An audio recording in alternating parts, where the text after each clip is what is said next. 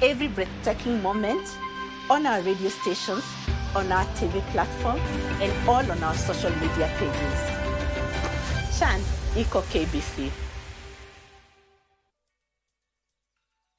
The world of governance is vast and can be alien to the ordinary man on the street. Critical issues are going to be discussed. From white papers to policy positions, it is easier to get lost in the labyrinth of words. Inside Government takes you to key global metropolis where critical decisions are made and where policies are crafted. We interview policymakers and senior government officials to highlight and enumerate government policies and projects.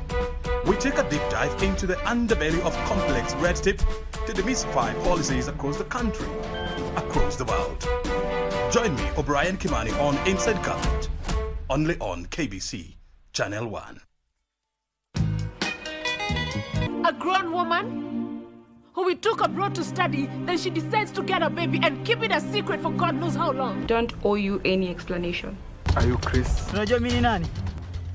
If you don't let me go right now, my friend, you are in trouble. You need to come back. I feel like something bad is gonna happen. Itisha alafu nilalishwe chini wache ikae. I want to go home. You don't get it. You don't get it. I don't trust her one bit. Lucky, right? Relax.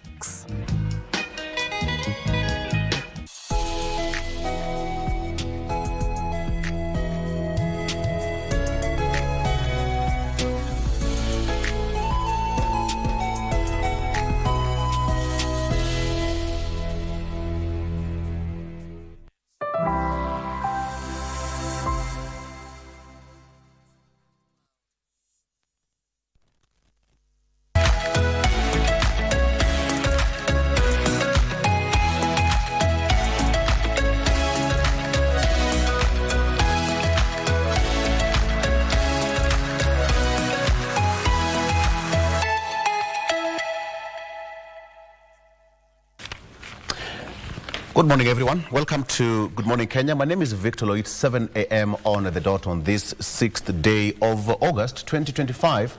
A very cold one indeed in the city, but nonetheless we are here to inform you and let you know what is happening in the country and across our borders. Welcome to the program. I'm Victor Olo. Please talk to us on our social media platforms at KBC Channel 1 at Victor Olo. Chan Badiko KBC, by the way. Vivian. Yeah, and Mike. Oh, yes. Chan Badiko KBC. Chan Bado inaendelea iko KBC. Yesterday we had interesting matches, but we'll talk about that later on. Good morning. And we actually have a match tomorrow. Yes. That is Kenya. We have a match against Angola, and that will be happening at exactly 7 p.m. tomorrow. So we are rallying behind the Stars, Harambee Stars. Yes. And we are hoping that they get to earn the goals and also the millions. Absolutely. We'll keep on increasing. They have the right motivation. Yeah. A very beautiful Wednesday morning it is, and chilly as Victor has mentioned, so I hope that you are keeping warm wherever it is that you are watching this beautiful show from. Thank you for starting off your day with us. Today being a Wednesday, we normally have a segment on women, that is Women at the Forefront, and I will be joined later by Elizabeth Obanda, who's the team lead UN Women's Economic Empowerment Unit, and she'll be here for us to get to have a conversation on advancing the care agenda. You definitely want to stay tuned for that at around 9 a.m. in the morning, this morning. Mike, how are you? I'm very fine, thank you. I want us to take a look at the safe use of mobile banking and apps in the whole sphere of digital financial literacy. And Fadi Abdirahman Mohammed, who is a financial consultant, will be joining me on set to talk about this. But before I hand you over back to Victor, I want to interest you with a quote for today. Confident people have a way of carrying themselves that makes others attracted to them. Confident people have a way of carrying themselves that makes others attracted to them. That is a quote by Sofia Vergara, who is an actor in Hollywood. Victor. Absolutely. That is a very good quote there. All right. So today let's talk about new university fee structure. The government a few days ago reduced fee structure for all public universities in the country, and the questions are now being asked around how it's going to be implemented, what about help, etc., etc.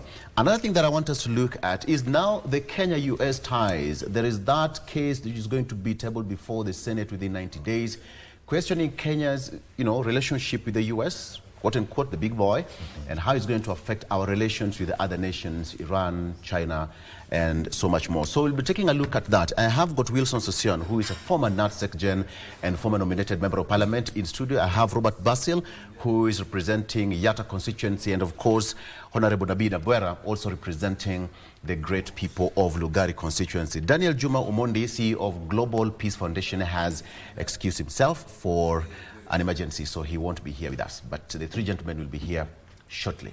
That's a discussion you don't want to miss. All right. So we are taking 1 minute of break, and we'll come back getting into that discussion. Stay with us.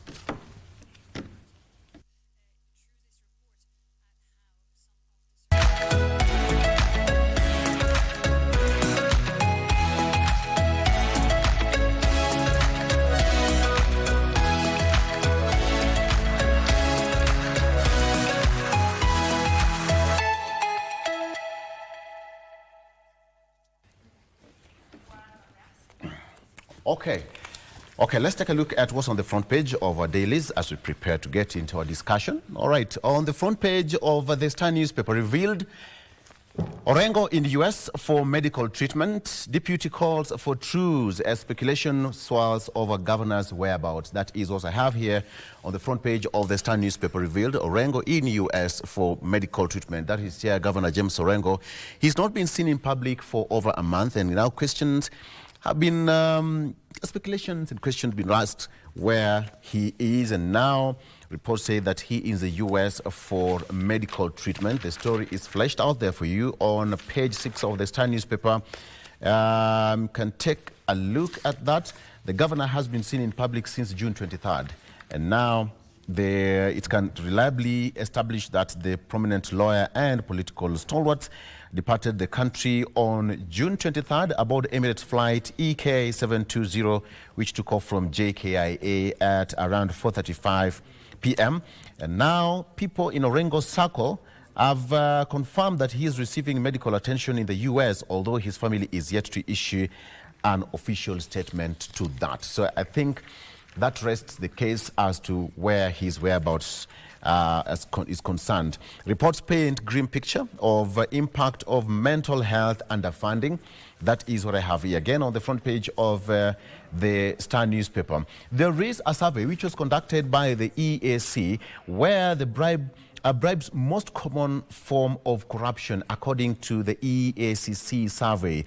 And now professionals perceived to be involved in corruption include police officers, care officers, chiefs, county inspector officers, lawyers, etc., etc., etc. I am happy that the EACC is making strides in as far as the fight against corruption is concerned. Now, 2 PSS summoned after audit exposes multi-billion shillings rot in e-Citizen. That is also here, and it's now said to be a crime scene. Okay? Treasury and ICT PSS summoned after audit exposes rot in e-Citizen. Parliament has summoned Treasury PS Chris Kipto and his ICT counterpart John Tanoi over an explosive audit report exposing alarming irregularities in the operations of e-Citizen platform that risks close to 9 billion shillings of taxpayers' money. All right? The special audit on the government digital payment platform has also raised red flags of billions of shillings in questionable transactions at the heart of Kenya's digital governance. So there are certain irregularities and what is termed as irregular withdrawals from the government pay bill number, that is 22222. One of the reports said that on January 25th, 2024, there were 4 transactions made from the pay bill account to private entities instead of the designated account. And that money, the 4 transactions amounted to around 127 million shillings, 850,950. And there was no documentation to provided to support these transfers of money directly from pay bill to private entities. And so questions are being asked as to what is there. Last week when you were on this set, Sosion said there was a crime scene somewhere in one of the government institutions. We'll take a look at that as well. US probes Kenya's officials over RSF links and abductions. That is what is here. Roadmap to probe, where the probe is detailed under a proposed amendment bill to amendment to a bill on 2026 US military spending. It will also cover the period from June 24th 2024, when Kenya secured NATO recognition. So within 90 days of the new law, the Secretariat of the State Defense and the Treasury, as well as the Director of National Intelligence, shall review the major non-NATO status of Kenya. So that is what is here. For art lovers, you can take yourself to Embu. The music festival is still there. It's fanfare for the students, the national event. All right. US probes Kenya's officials and over abductions, RSF links. That is a story on the inner pages of the Daily Nation. On the front page of the Standard is more or less the same. Let me give Mheshimiwa Sosion this page. He's looking at me. 1 second. Karibu. All right. So Ruto on US radar. In a stunning rebuke, the US Senate is weighing whether to strip Kenya of its coveted major non-NATO ally status just a year after granting the honor. At the heart of the fallout, allegations of Nairobi's ties to rogue armed groups, abductions and torture of civilians, and alignments with China, Russia, and Iran. And of course, what I have here is that the proposed amendment demands a sweeping reassessment of US-Kenya military and intelligence ties. That is what I have here. E-citizen ownership deceit. We take a look at that. The amount is in billions of shillings. Okay, so we are taking a very quick break, and then when we come back, we are getting into the discussion in details. So stay with us.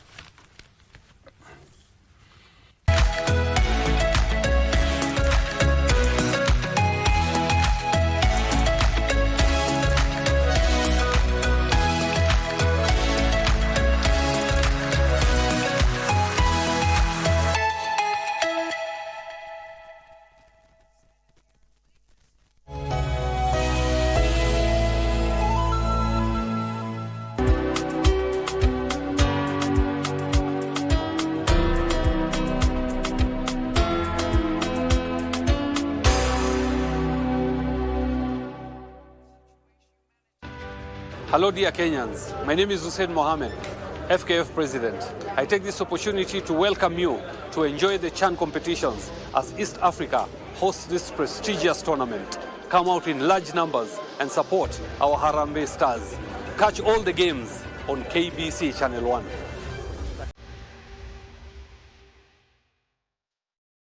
Kila mwisho wa juma hapa katika runinga yako ya KBC Channel 1 tunakuletea Mkulima. Mkulima ni kipindi cha kila mtu.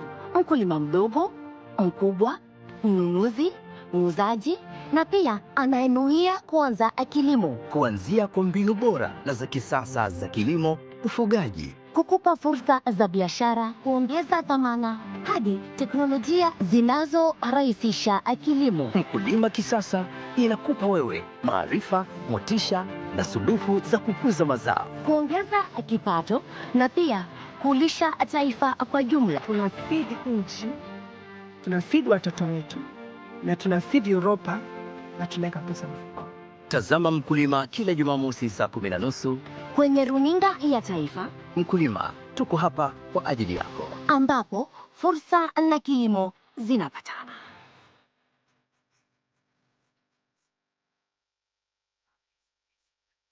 Elimu ni taa, gizani uzaga. Elimu ni bahari isiyokauka zinge. Karibu katika sanaa ya Kiswahili, bahari yenye kina kirefu. Sote tumeandika, hii kweli ni balaa. Bila shaka tunazama na tukiibuka vipaji talanta mbalimbali ndani ya sanaa ya Kiswahili. Nina neno kwa vijana, mihadarati na pombe, kila madhara mabaya. Kuna bunge la mwanafunzi, uchambuzi wa vitabu na kulizamia swala zima la fasihi. Mchimba shimo huingia mwenyewe. Kwa hivyo unasoma dondoo, alafu unabaini ni fani gani ambayo tunajitokeza. Ipate chemsha bongo bila tafadhali wala kibali. Na si hayo tu mtazamaji.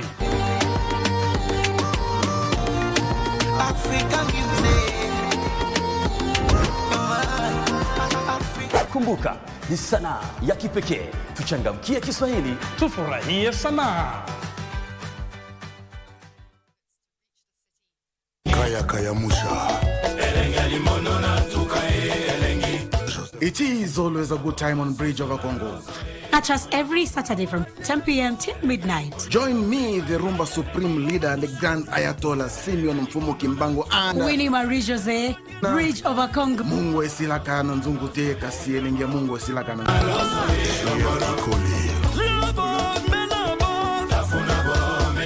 Chumvi huyeyuka chunguni lakini ladha yake hubakia.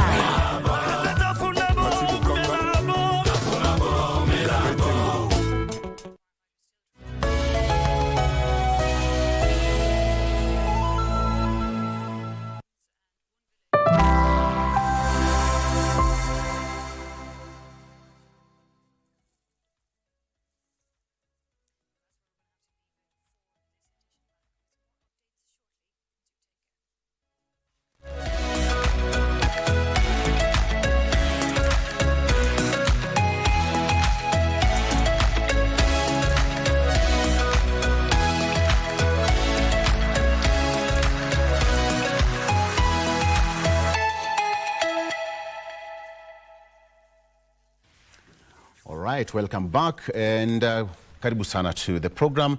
On set now I have got my guest, Wilson Session, former nominated member of parliament. Honorable Wilson Session is also a former NAT Secretary General. Join me on set, Honorable Robert Basel, member of the great constituency of Yatta, also on set joining me, and Honorable Nabina Bwera, also representing the good people of Lugari constituency.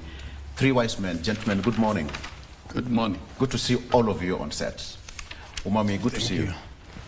Thank you. I'm happy also to be back here. Karibu.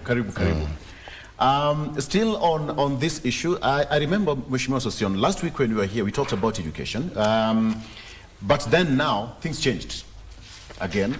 And the ministry talked about the new university fee structure that is supposed to take effect 1st of September.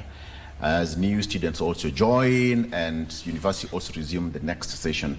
But let's come back and talk about, probably based on what we also discussed last week, and join it to what happened this week. Was somebody listening to us in our last discussion, probably?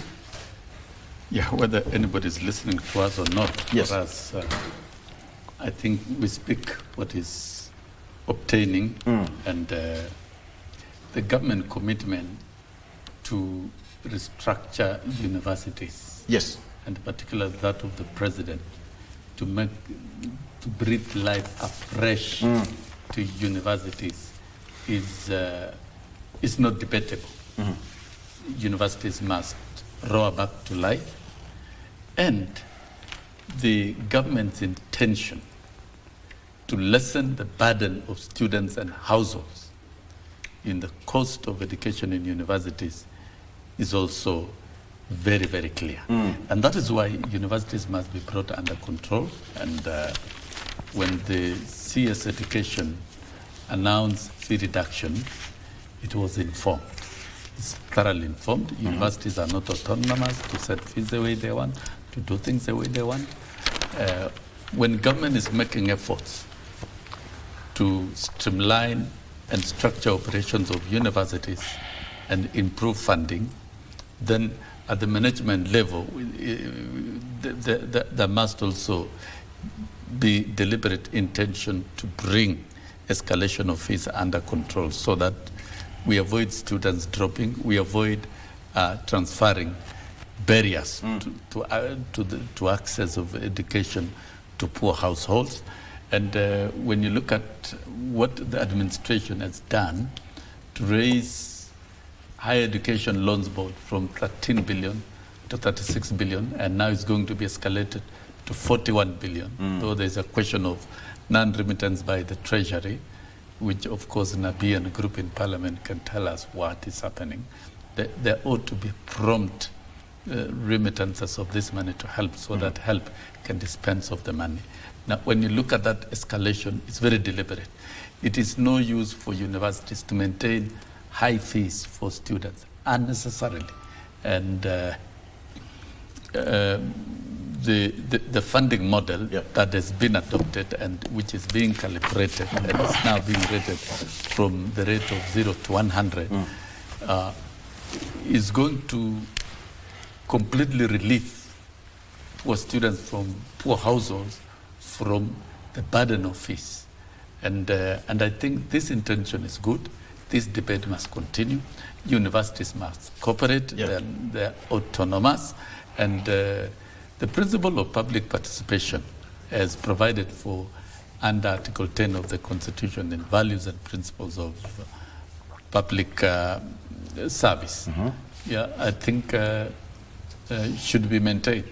We cannot allow institutions to create barriers to poor learners from accessing higher education. Higher education must be made accessible, of good quality, and affordable to all Kenyans.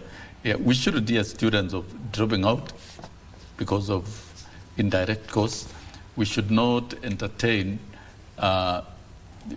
issues of students deferring studies, or students suffering. You know, suffering alone is not tenable. University students are supposed to be made extremely comfortable so that they concentrate in their studies. But this road had been left to grow for a long time and had reached intolerable proportions. And I think comrades in the universities, by and by, will find comfort in their studies and find causes. Let me also get opening remarks from Mheshimiwa Robert Basil. Mheshimiwa, it comes as a sigh of relief to many parents, and of course even self-sponsored students who are going to university starting September. From where you sit, what should you make of this? Well, I think I'll join my brother, Mheshimiwa Sosion, by saying that it's a relief to poor parents and most students from poor families. The only question we need to ask ourselves, once you cut the university fees, how are you going to bridge the gap? So is the government planning to subsidize the requirements in the universities? Otherwise, we might cripple learning in universities. Because remember, if you cut the university fees, it's a step in the right direction. Of course, poor learners will be given a chance to be able to learn comfortably. But the question is, what about the requirement in the universities? Who is going to chip in to bridge that particular gap? And that's why we request the government to reconsider subsidizing so that at least the universities should be able to operate smoothly. We don't want a situation whereby we dilute the quality of education, because currently, if you look statistically, the universities, the government owes the universities close to 22 billion, which has been accumulating over the years. Now, if we cut the fees, of course, it's going to be better for us. Particularly, I'm looking at those learners from humble backgrounds who are actually struggling. Because during our time, we used to get help loan, and there was subsidies going to the universities. So what we used to get from our accounts, that money used to go to pay for accommodation. It used to cater for our, personal needs in terms of purchasing books, buying clothes, etc. But today, the new funding model, that money, what is given to students, it's required to be paid to the universities, almost everything, and still there is a gap left for learners to be able to contribute more. So you find it is becoming almost impossible for learners from poor families to actually continue with the learning. And actually there are delays with that help today. Like now, I'm talking from a point of knowledge and experience, being a member of parliament for another constituency, where you find students, when they are reporting, The time they're supposed to go to school, they don't have the help disbursed in their accounts. At the same time, the fees required is not subsidized. Yeah. You get a fee structure of about 200,000 or 300,000 Kenya shillings. And you ask yourself, how will a poor learner, a student from a poor family, raise over 200,000, which is supposed to be paid before you report to school? So it becomes a complex issue that many parents are grappling with. And that's why we say what has happened now, it is a serious relief to parents. Yeah. But now the challenge is, how will the university get additional funds to bridge that gap? Remember, what they were requesting for is not, I don't think it's based on hypothesis, but it's based on reality. The requirement by the universities to be able to operate smoothly. So when you reduce the fees, is good on one side, but what about the universities? The remaining, the cut that has been taken away from them, how are they going to fill that particular gap? And that is the million-dollar question. Yes. Will the government step in? It's up to the ministry to tell Kenyans what are they going to do. That's a very good question, because it comes to the issue of sustainability, which I will come back later, and how to bridge that gap. But Mheshimiwa Nabii, it's a very big relief as well. Let me just put it that way. But there are so many questions, and even how it's, the whole system was reached at, lowering the fee, which is fine. He's also talked about the issue of bridging that gap. But the university leadership say that there was a formula that was used to come with that, with that mode of payment and reducing the school fees. But now the question is the sustainability. Okay. Yeah. First of all, I have to thank you for bringing this debate. And there are two things my colleague has missed, and you have also missed. Okay. In this discussion about the issue of arriving at reduction of fees. If you remember, the Committee of Education, when we started the new model of funding, they were very categorical that the increase in fees was unjustified to some courses. And I'll pick particular courses in the public university. Medical increased between 100 and 166%. What even caught my eye is that the private universities were actually now cheaper than public university. That raised a question. This one is an enterprise making profit, and this one is a public entity supposed to be giving social good, social service. Its cost of production is higher than the cost of production of a profiteering enterprise. That was one of the issues. And we raised a number of questions. Now, I will quickly take you through just some statistics, and I will use it to make my argument. In the Nordic countries, the Nordic model, that's Finland, Norway, Sweden, and Denmark, for all students, whether international or local, it is free tuition for all. And I'm talking like that. My own niece just joined the university in Norway, public university. No tuition fee. Free. That's the Nordic model. For both at a level bachelor's, master's, and PhD.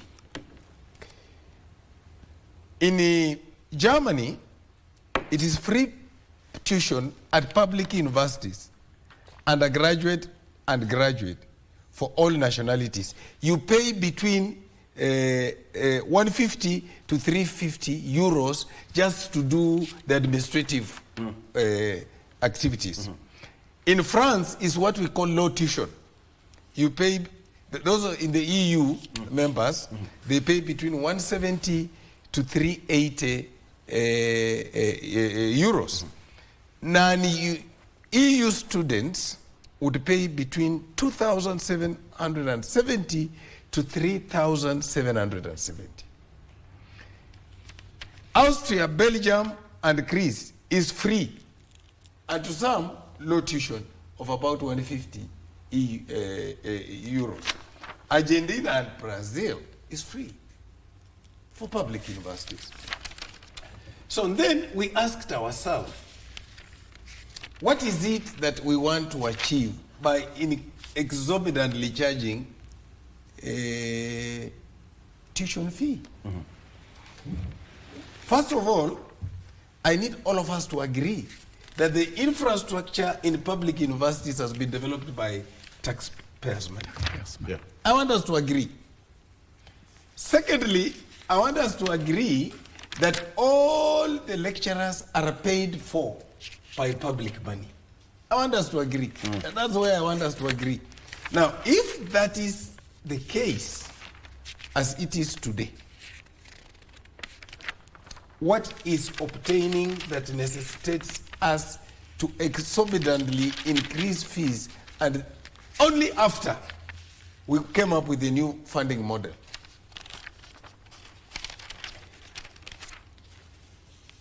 The universities put into the costing something which is very dangerous.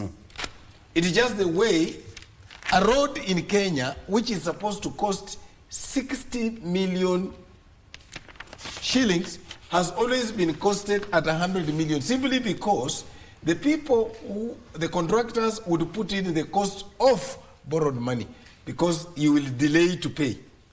That has been the thing.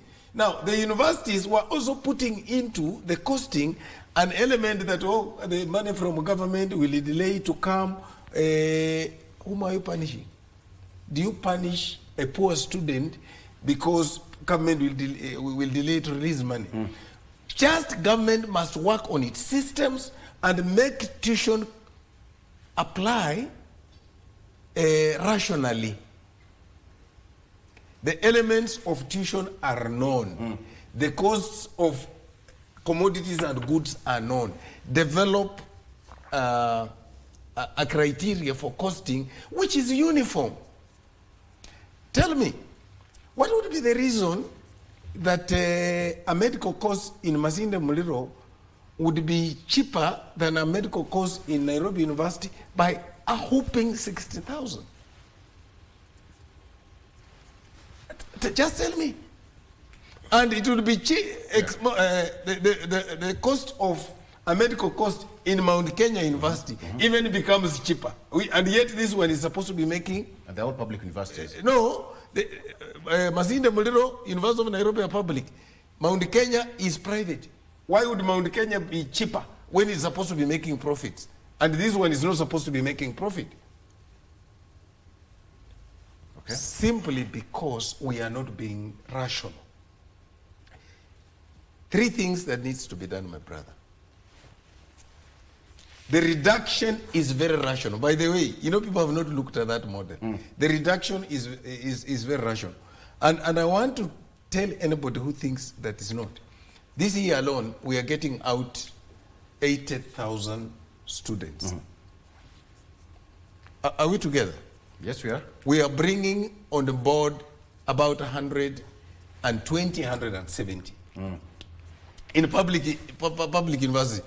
And I will tell you, and because of that, if you are exiting 80, you are bringing on board 170. Economies of scale provides more money. Are we together? Yeah. I also want you to ask yourself, how is it that in the last 2 years, between 40 and 70,000 students who qualified to go to university opted to go to TVET? Because this became a club of the rich. We are trying to make university a place for the rich, a very bad thing for the country. The second thing that we need to work on is that government must provide budget, which I've always said here. That, and once they have provided that budget, it's not just providing, it must release money for education on time. Sosioni here is an educationist. He will tell you that you cannot delay a program. If you have put up a semester or a term. You cannot delay a program because money has not come. Therefore, the money for learning institutions must go before the school open. Because we have budgeted for it. Yeah, I think we talked about that last week, Mheshimiwa. We have budgeted yes, I think what Nabora is talking about. My third point. Okay. My third point, we must stop looking at education from a social perspective, but look at education as an economic enabler. Yeah. Please, guys, if you look at education as an economic enabler, the way China looks at it, the investment in education can never be painful. If you look at education as a social thing, it will be, when you invest in it, you feel very painful. Thank you. Thank you. We talked about it last week. Schools are almost reopening in 1st of September, but then you'll find so many universities not have the money in their accounts at that point. Yeah, I think what Nabora is talking about, Professor Nabora is talking about, is actually right. But I dare escalate his definition of education, not just as an economic enabler, but education is a fundamental human right. Exactly. That must be provided by the state. And that is a UN resolution of 1948. Kenya is a signatory. And so debating on when to release and how to release money, I think should not be an item of discussion in the country. And it is very strange that institutions are now creating excuses for introducing indirect charges just to cover the delays in remittances of money from Treasury to institutions. We have seen the debate raging within the secondary schools that parents are supposed to be charged to cover for the delayed capitation. So this goes to government and the bureaucrats in that space of releasing money. The money that is agreed, whether it's for universities, whether it's for basic education, should be released on time. Timely release is key, so that the programs can be qualitatively mounted to the advantage of students and to the best interest of the country. So, and there are policies in place. These are not things to negotiate. For example, basic education,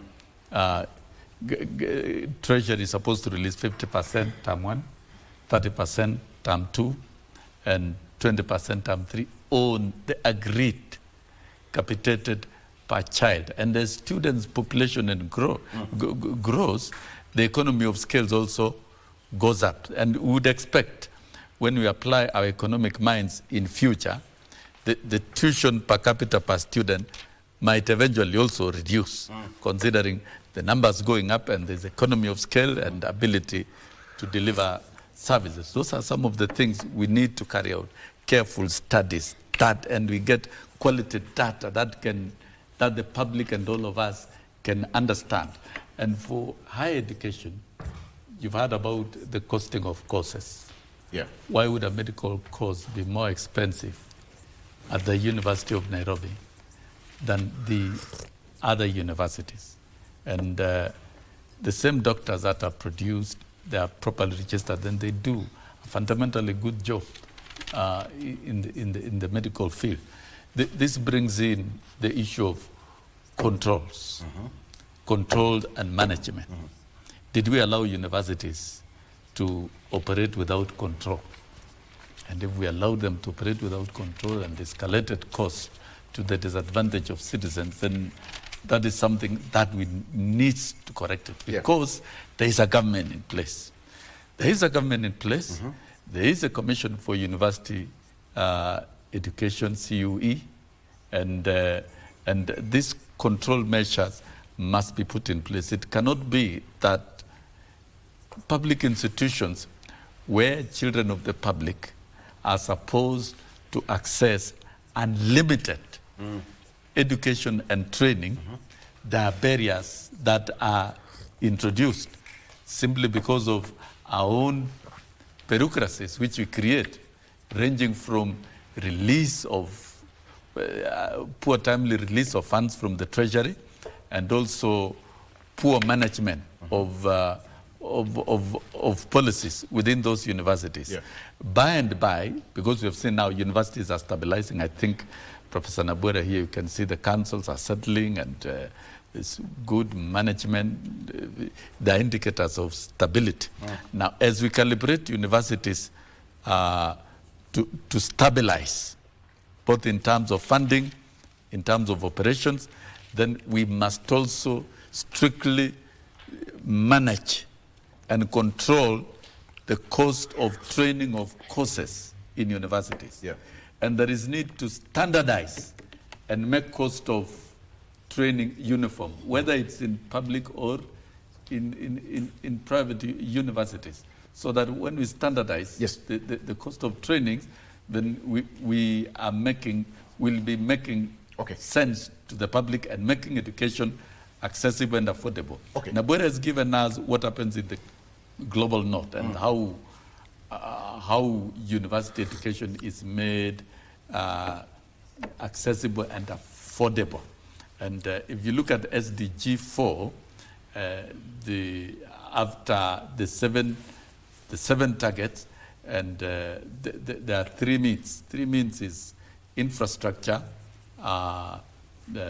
teacher training or trainers, and then scholarships. Scholarships must be made available. That is well within the UN framework. So even the scholarship model that has been adopted in Kenya should be strengthened in terms of more financing to match with the cost requirements. And that answers the questions of Basil of quality.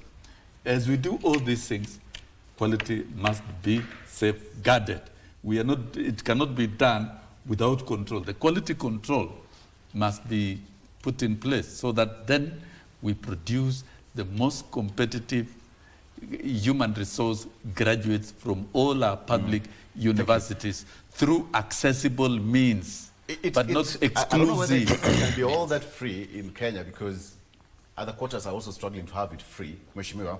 But Mheshimiwa Basil, there is the case of, for instance, by increasing class size from, for example, medicine students, from 8 to 12 students, is also meant to bring down that cost.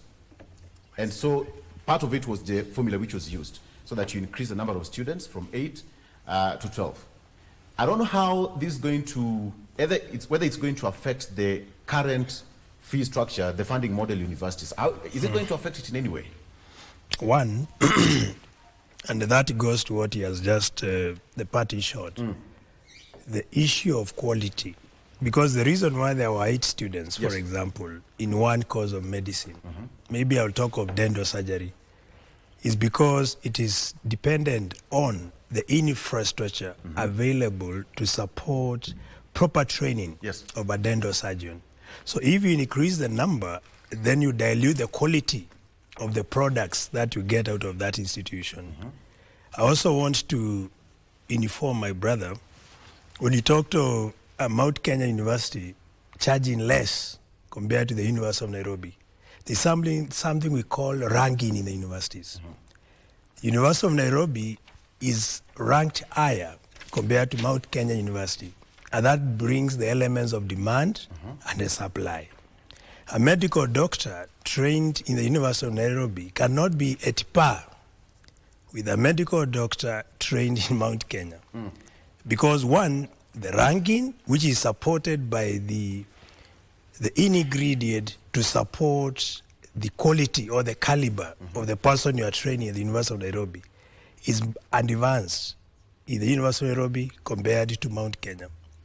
And that is why you find there is more pull factor. Many students would want to go to the University of Nairobi compared to Mount Kenya. It also ties with the requirements from employers. If you are an employer and you have 2 candidates, one is coming from the University of Nairobi, another one is coming from Masai Mara or Kirinyaga University. In principle, the employer will be skewed to employ this particular student who is coming from the University of Nairobi. And that's why the ranking is very key. It determines also the fees, because that is the element of demand and supply. These are market forces. It's the same we go to Harvard University. A student trained at Harvard University and another student trained at another university elsewhere, this one from Harvard, in principle, will have a better chance of getting employed compared to the other one from the other university. Also, the entry level. I'll give you an example when I was entering the University of Nairobi. Our minimum entry that time, majority of us got with a B+ at the University of Nairobi. For those are regular programs. If I was to go to a lesser university with my B+, I would have been admitted directly to do a degree in medicine. Let me help you. No, wait. I gave him his chance. And that is why the element of demand and supply. No, I'm telling you. I'm trying to educate you. I want to help you also. I'm trying to educate you because you know him is old school. You have not traveled. No, I'm trying. My friend, I've worked. No, from a not the element of traveling. Perspective. I want to help you. Do you know? You see, he's trying to intercept. Can you I want to tell him. In Cuba, I want to tell him. Having more advanced. Can I tell you? Doctors in family medicine than US, than Canada, than India. It all depends. You see, now he's intercepting me. Exactly. And I want to tell him I was a scholar. I used to teach in the university in the US. Him is telling me I've not traveled. I think he has got to travel when he go to parliament. No. Me, I used to live there working, you see, and I'm giving him sense, but now he's intercepting. But Basil, I'm trying to feed you with information which is real. Please, okay. Basil, if it's a question of travel, I was an international employee. You are a local employee. No, I was international. That's what you're talking about, local. Coca-Cola and Del Monte, those are international systems. My friend. But let me help you. I've served in five continents. Let me just help you. Have served in the country only. Let me just help you. Let's give him a minute, then you'll have a rebuttal. No, but he's misleading the public. Oh, am I misled? I'm putting sense to your logic. Do you know the reason why we have commission for university education? The reason we have commission for university education, one is to ensure there is standards across all universities. If you are offering an engineering course, the Commission for University Education must ensure that the engineering course in Jomo Kenyatta University of Agriculture, the engineering course in Maseno, the engineering course in University of Nairobi meet basic standards of what an engineering course is. The same thing applies to a medical course. Now, what Basil is talking about, in marketing terms, we call it the goodwill phenomena. Yeah. Okay? The goodwill phenomena, if transported in education, then, Basil, you have no reason to represent people of your constituency. Because how many national schools do you have? If I was to use that kind of argument, then are you saying a student produced in a sub-county school with an A is a lesser student than a student of a national school with an A? It's different, and that's why I told him to allow me to finish. Because one, when you talk of the higher learning, the one which controls the quality control, there's elements of hypothesis and there's aspect of reality. Yeah. And him, he says to be an escapist of reality. And I have all reasons to tell him so. Because I've given him a very practical example. Here you have two candidates. One is coming from Harvard, another one is coming from Mount Kenya. Will you go from Mount Kenya or you go for Harvard? The simple reason is, the simple answer will be, many will go for the Harvard. I'm not trying to say what the product of Mount Kenya is less, but there are many other factors that are considered in ranking of universities. That is why when you talk of ranking, it influences also decision of employers to employ candidates. And now that, again, contributes to the element of demand and supply. Many of the students would want to go, for example, University of Nairobi. Okay. But now with multiple universities that were chartered, even the entry level lower to C+. You find now you have a medical student who would enroll for medicine, perhaps with even a B-. During the time when I was in university, there were 10 universities in Kenya. 6 were public universities and 4 were private. That's why for you to do certain courses, you had to get minimum. For example, medicine was A-, and not just a A-, a solid, strong A-. Today, you find a medical doctor with a B-, or, I mean... Unless you went to private.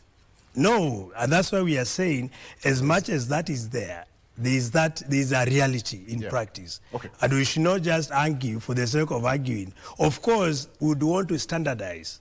And the standardization also must be supported by infrastructure. For example, you find certain universities do not have the minimum requirement, the minimum threshold to offer certain courses. See now, but as certain other universities... The rationalization from the government is across all public universities. Victor. Yes. Let me inform my fellow professors, Professor Basil and Professor Nabuera, who are extremely informed differently as well, that let us not stereotype on the A students, and we are talking about all of them, regardless of grade. In fact, if you go to Korea, and I dare you do a study, I like you are very academic, the top students in Korea, the A students, are taken to teaching. They're not taken to medicine and engineering. Exactly. So the strategy of each country is different. And why do Korea take the A students to teaching? Because they believe all students and the entire population of Korea are critical human resource in their technological advancement. And so we must have the best teachers. And the best teachers are drawn from the top students. And it is very deliberate. What you have here in Kenya, where you think when you score an A, you must only be taken to medicine, law, and engineering, may be an upsided strategy. And let me bring to speed our two professors here that when Kibaki rolled out free education, the issue of access was really a challenge, complete to higher education. And that is why in law, it was put in law that every county must have a university for purposes of access. So this stereotyping and saying, oh, Machakos University cannot offer medicine, it can only be offered by more university, is wrong. We can have all these courses now offered all over, but qualitatively. So that now, Basil, what we should be talking about is quality infrastructure. That's what he was talking in about. all those universities. Yeah. And we cannot talk of saying from 1963, the University of Nairobi is still limiting the School of Medicine to a small number of students in the School of Dental Surgery. What are we doing about the infrastructure? Let us expand that infrastructure so that you absorb more. We need more dentists. If Mount Kenya is putting up more infrastructure and is capable to do it through private investment and can train medical doctors, so be it. Because at the end of the day, even doctors, they are not classified. There is no first class, second class in medicine. They are all doctors, so and they take hypocritical hold. So I think let us have a wholesome, universal program of access to university education. I still believe establishing universities in counties is the best thing to do. It's what we must do. But then let us ensure the quality control in all universities. Okay. In all universities. I wanted to answer. That universities have got... Victor, let me finish. Let me finish. Victor, let universities, whether public or private, have quality infrastructure that meet minimum international standards. The Harvard you are talking about. What is it that Harvard are doing that Machakos University cannot do? It can be done when you have quality infrastructure, when you have quality, top-notch, quality teaching and learning resources for the course that is offered in all those universities. quality teachers. And we have standards, and that is why we have Commission for University Education to ensure quality control. See, there's a point he raised, yes, and I think it's been suppressed. He said some students would opt to go for TVET as opposed to going to the universities, which was a very good point he raised. Actually, was coming and I wanted to explain to him why that is why that is so, because he put it as a rhetoric, but he never elaborated. Perhaps you can give him a minute to explain that. Yes. First of all, Victor, I need us to understand when we are talking about costing for a university education tuition, what are the principles a nation would take? Not only Kenya. Yes. After agreeing on a strategy, an educational strategy, which Sossion is talking about, like Korea has an educational strategy. China has an educational strategy. Singapore has which is driven from its educational policy. Yes. Now, after agreeing on the educational strategy, you agree on the principles that would guide the costing of courses. For a public university in Kenya, one of the things that is given is that government will develop the basic infrastructure. Fine? Now, before a course is accredited to be offered, the Commission of University Education goes to assess. It's a very elaborate process. They have a checklist. This checklist, by the way, has been approved by Parliament through the Commission of University Education Act regulations. Right? Yeah. This checklist embodies the standards required for every course. Yes. It is not just wholesome. It is for every course. And anytime a university wants to introduce a new course, they must write to Commission of University Education. The Commission of University Education must come to that university and assess. After assessing, they bring in a peer review to look at it and say, yes, Masinde Muliro can now offer aeronautic engineering. They have all the infrastructure that will produce an aeronautic engineer. Now, what I wanted to tell my brother about this thing, if you went in Kenya today, even with the Nairobi University, go to a university called Uzima. It's a Catholic university doing medicine in some corner in Kisumu there. Every student, every medical professor will tell you, you go to that place, their approach is different. And it has brought a new thing in the market. That will keep on coming. But then, you have to address the question he's talking about. As a country, as part of our strategy, was to increase accessibility of university education to all the 47 countries. But then, something has happened. Two reasons why we are having people change to TVET. One, they couldn't afford university education. And it's not in terms of flexibility. Flexibility as is in TVET. Number two, the market seems more acceptable to TVET. And even as a country, we have to decide whether in the new technological paradigm shift and with all this 100% transition we are talking about, and especially with the new CBE program, how we are going to develop our curriculum in such a way that even when you take the TVET direction, if you want to end up in the university, it is seamless. Okay, but could it be because during, when TVETs were given a bit of some boosts, there was an influx of university entry. The government actually, through the PS who was here a number of months ago, was to push all the TVETs to get numbers and also to have a smaller number in all the public universities because there was a very high demand in going to the universities. Perhaps Sossion can also help us in this when it comes to TVET. Just to inform the country and to inform ourselves, TVET is a new drive a new phenomenon in the country.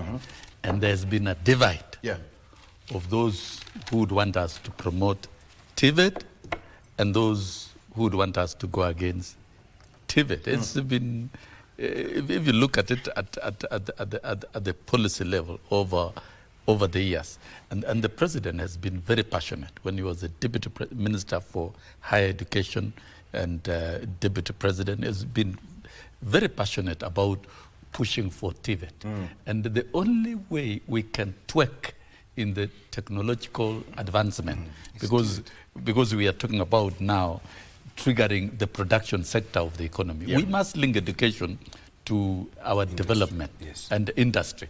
And that is why universities were to be established at counties to link courses with activities within the communities and also TVETs.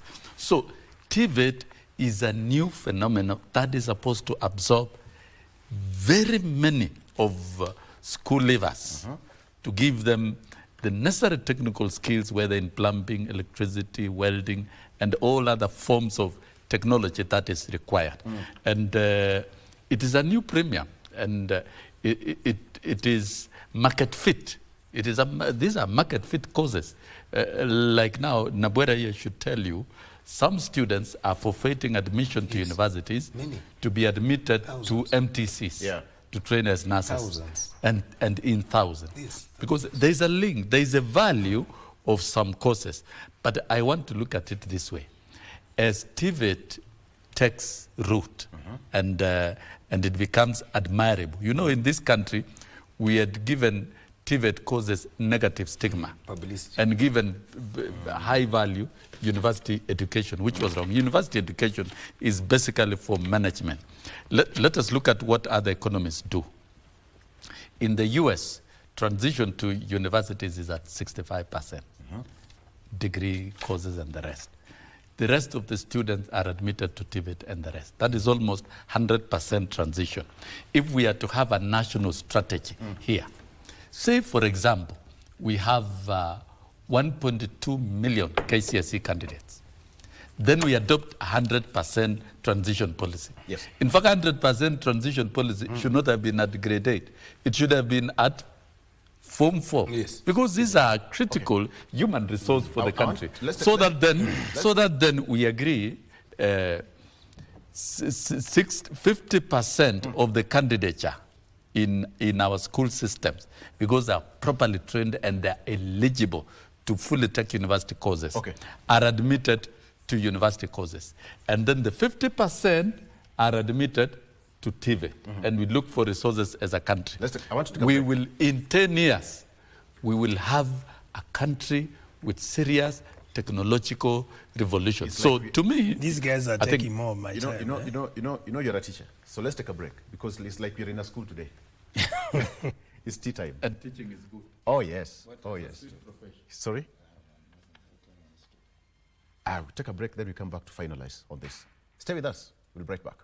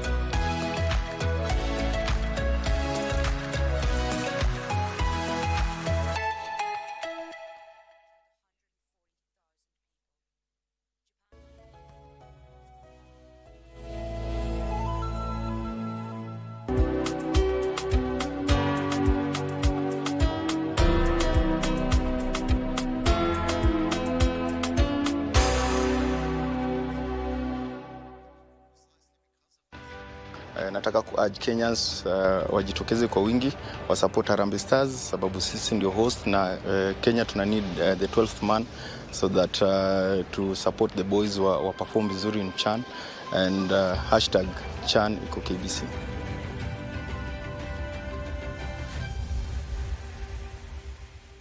From the bliss of new beginnings to the trials of commitment, this is a celebration of resilience, passion, and the power of togetherness. Join us as we unravel real-life stories, because every journey deserves to be cherished, for better, for worse, on KBC Channel 1. Are you a talented artist, or are you passionate about a topic you want to discuss? But money can be very hard to find for an upcoming artist. Don't worry, Studio Mashinani has got your back. Sign up on ajira.co.ke to book a session with your music and video producers across the country. Work on your music, jingles, spoken words, and even podcasts to realize your dream. All for free. Studio Mashinani, rather than talent.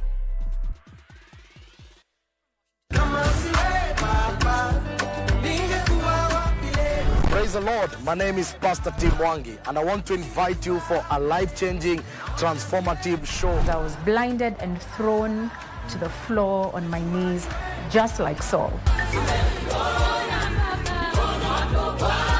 Conversations. Gen Z ni nani? E-boldness mnatoa wapi? Kuna mentality fulani yenye inakujenga, si a rebellion really, but ni ya kuquestion system. Engagements that are life-changing and provocative. When you are young, your core business should be to create value in yourself. Join me, DJ Andy C, bringing to you Kingdom Vibe, full of gospel bangers. Join us for Angaza Show. Every Saturday from 5 p.m. to 6 p.m. Only on KBC Channel 1.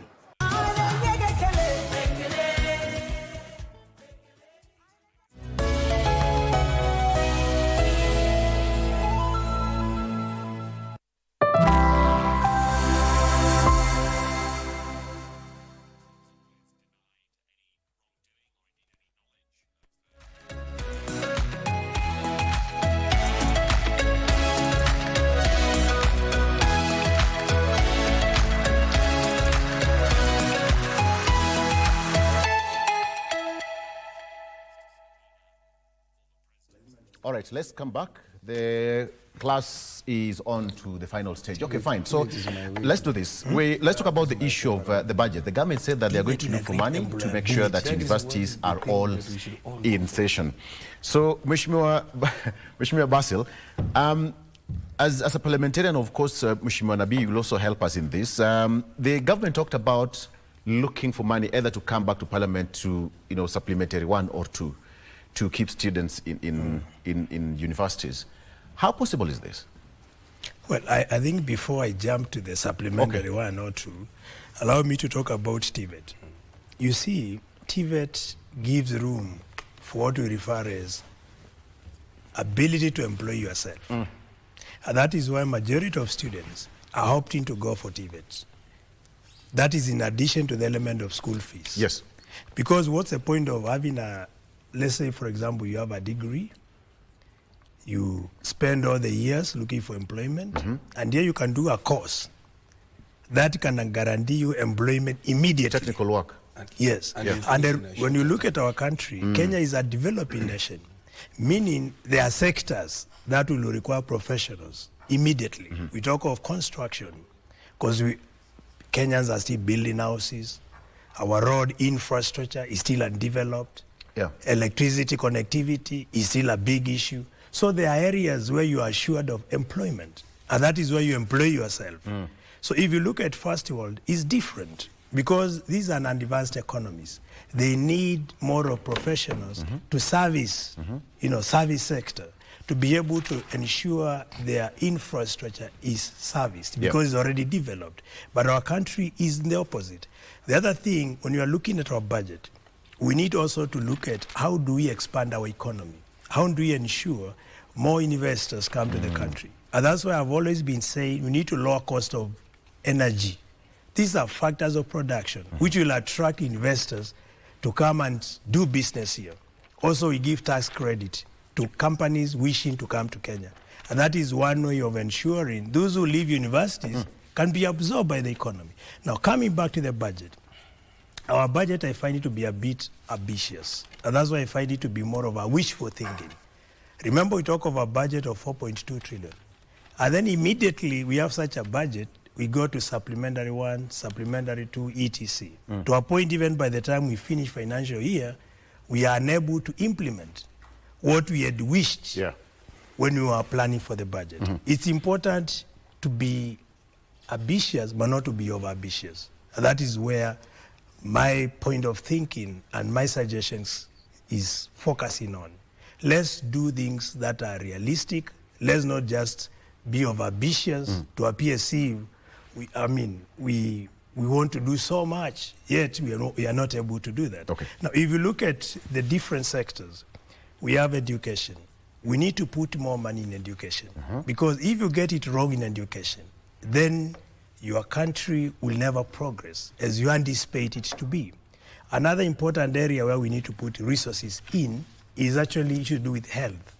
It's unfortunate to see medical practitioners all the time rioting, demonstrating, asking for their right, what is rightfully theirs. They are always going to the Ministry of Health, coming to Parliament. When you go to the county government, we are still having a big issue in terms of ensuring our healthy facilities are operating. Although it was an ideal of, the idea of devolving health was assumed to be a good idea. I think that was a big mistake. Health should be brought back. Another key department we need to invest in is infrastructure. Just imagine how much money is lost as people are moving from point A to point B. Rural areas are being ignored. If you come to my constituency, for example, I have less than 2% of tarmac roads. The rest are all weather roads. When in actual sense, we are talking of 61 years after independence. So there's that element of investing in infrastructure uniformly. We need to do profiling of areas that have been ignored, and we pump with money there without having to use politics to divine or to dictate where to take resources to. Then lastly is agriculture. Agriculture and water. This country should be self-reliant on food. We should not be importing most of what we consume. And that is those are very critical sectors, very salient sectors that we should consider investing in. Otherwise, we'll keep on talking, and it will be unfortunate we reach 100 years when we are at the same point we are. Okay, so is just 2 minutes, then 2 minutes, then we finalize. That would be great. Two key social sectors are key, education and health. And the limitation to deliver qualitatively in those areas is actually about funding. And when you talk of budget, in those two areas, it should not just be global estimation. It must be against a number and against specific programs. And it must be ring-fenced and accurate. So that then Nabwera and team in Parliament should not tell us that we are getting these figures from the Treasury. You are given a global figure of 54. When you stretch it across the students, you can see it's far much below what is in policy. Let us stick to the provisions in the policy. And we are able to project, even today, we can easily prepare a budget for the year 2030, 2031. Which is predictable. Because you can predict the numbers at ECD, the numbers at basic education, the numbers at TVET, the numbers at higher education. And all courses within the education system are important. None is more important than the other. Because we are talking about universal access.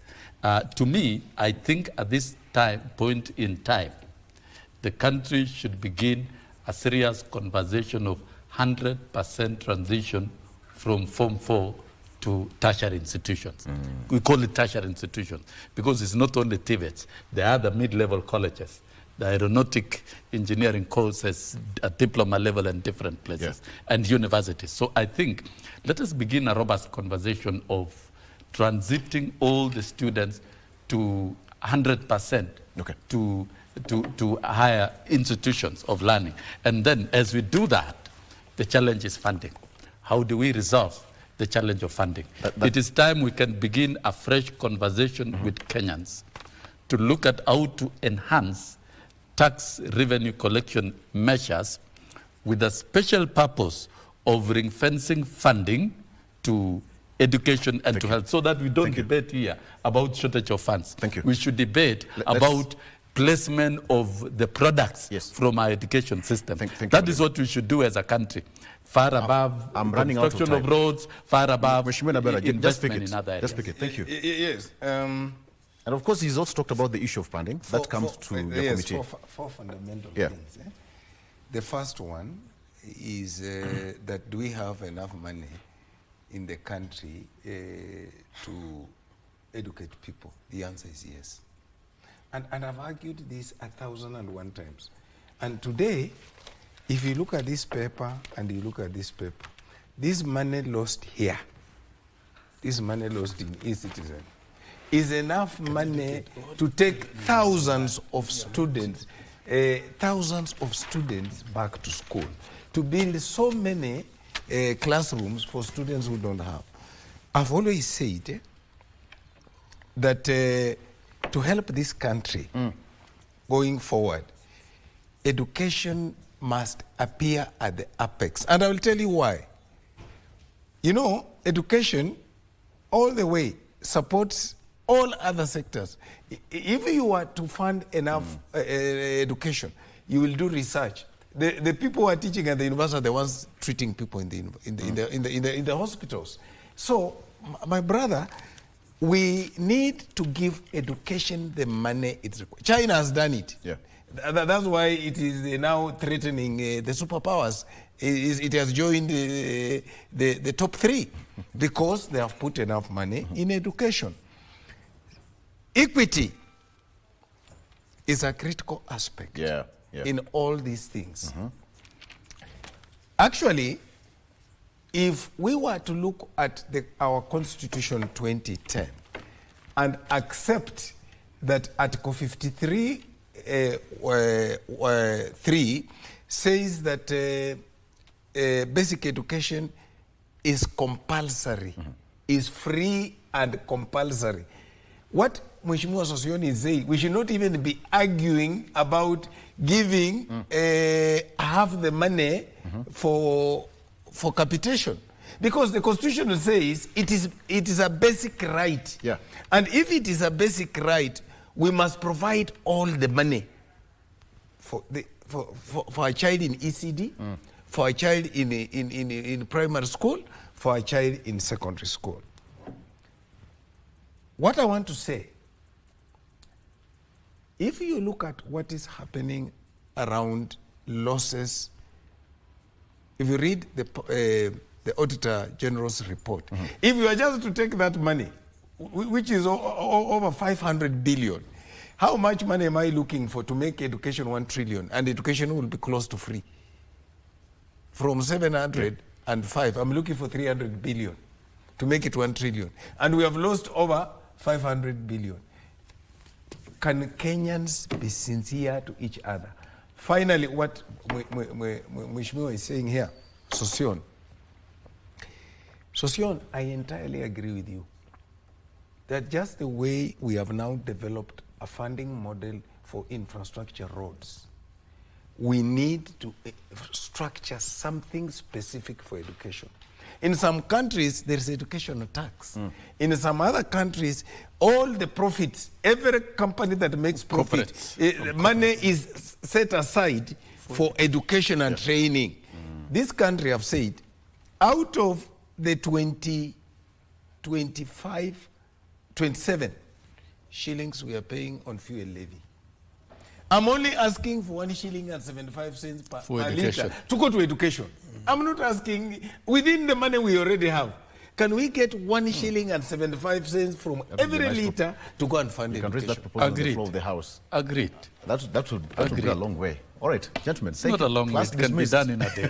Victor, it can be done in a day. It can be done. Class dismissed. Thank you so much, Mheshimiwa Nabida Bwera. The people of Lugari, he's been here.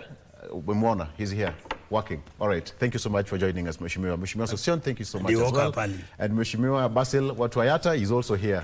Ajapotea, he's here. Thank you so much, gentlemen, for coming to the show. My name is Victor Lo. Have a good morning. Bye-bye. And the coffee was good. Today.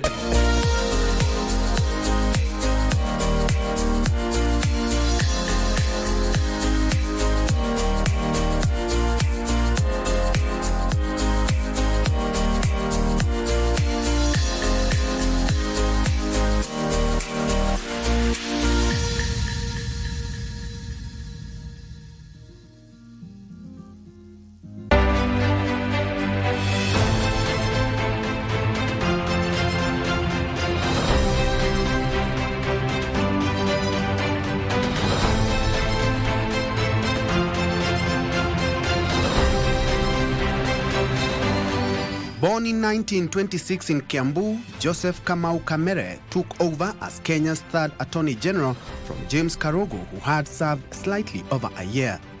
Prior to his appointment, the London-trained lawyer had worked as a resident magistrate in Nakuru and Eldoret for 4 years before being appointed state attorney in the Attorney General's chambers. He spent 3 years in this position up to 1968, then opened his own law firm in 1969.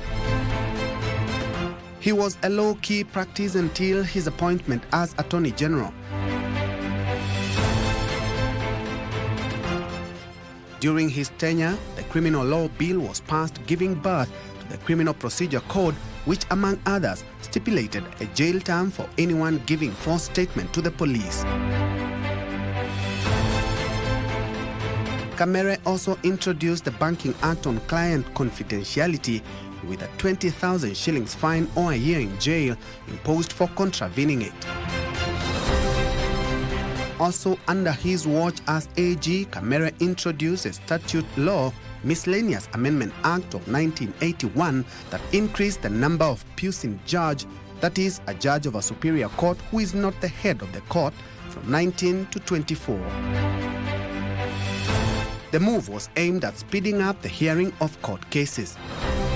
He also set up the Law Review Commission that came up with a succession law on inheritance.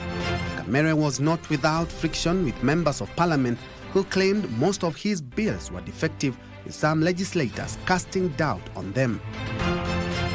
They eventually called for debate over his competency and the effect this had on his duties as the country's AG.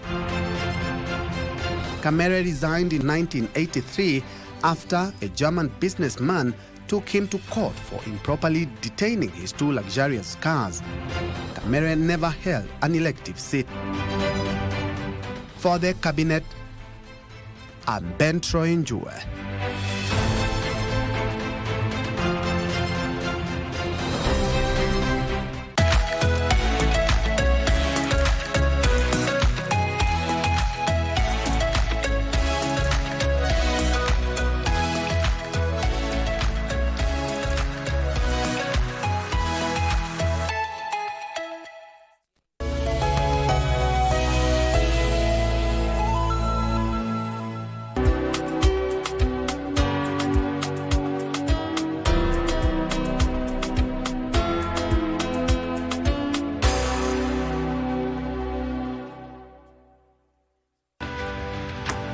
Ladies and gentlemen, the stage is set for Chan 2024.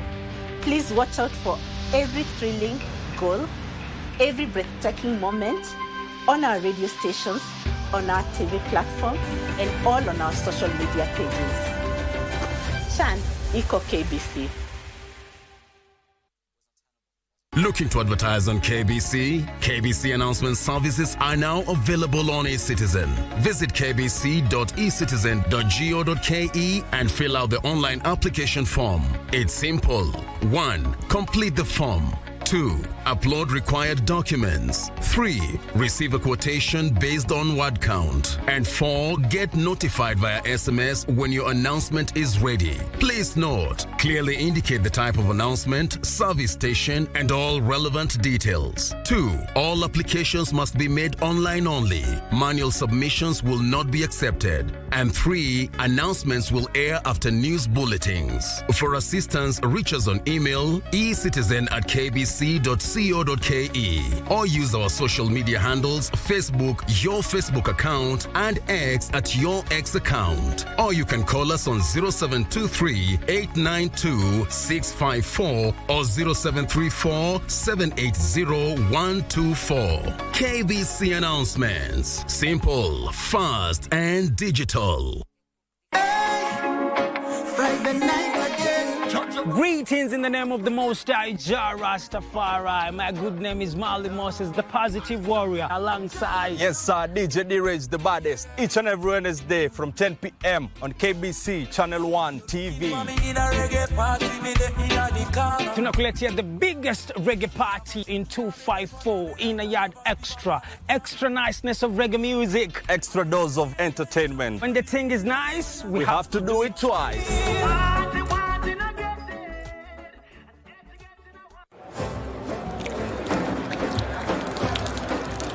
Katika Qur'an tukufu Allah subhanahu wa ta'ala anatuamuru tukumbushane, kwani kukumbushana kunawafaa waumini. Kwa mujibu wa hadithi, Mtume Muhammad sallallahu alaihi wasallam anatushauri tueneze ujumbe wake angalau kwa aya moja. Basi tunatia ari kufanya ambacho ni jukumu la kila Muislamu, kukumbushana mema na kukatazana maovu. Tunakuletea mawaidha za mashehe, wataalam, maustadh, madrasa, makala spesheli na Ukti Fatuma Yakub, mafunzo na historia za mitume na maswahaba, na burudani kupitia nashid na wasifu za munshid. Tazama ukumbi wa Kiislamu nami Alishe kila Ijumaa saa 9:30 katika KBC Channel 1. The young generation awakens on Y254, the leading youth TV station in Kenya. We treat you to current affairs, entrepreneurship, health, and human interest conversations. It's art, it's culture, Movies, gossip and trends, sports, drama. We bring you a vibe like no other, straight to your living room. To keep you informed, inspired, entertained, and most of all, refreshed. We are such a vibe. Y254. Imagine.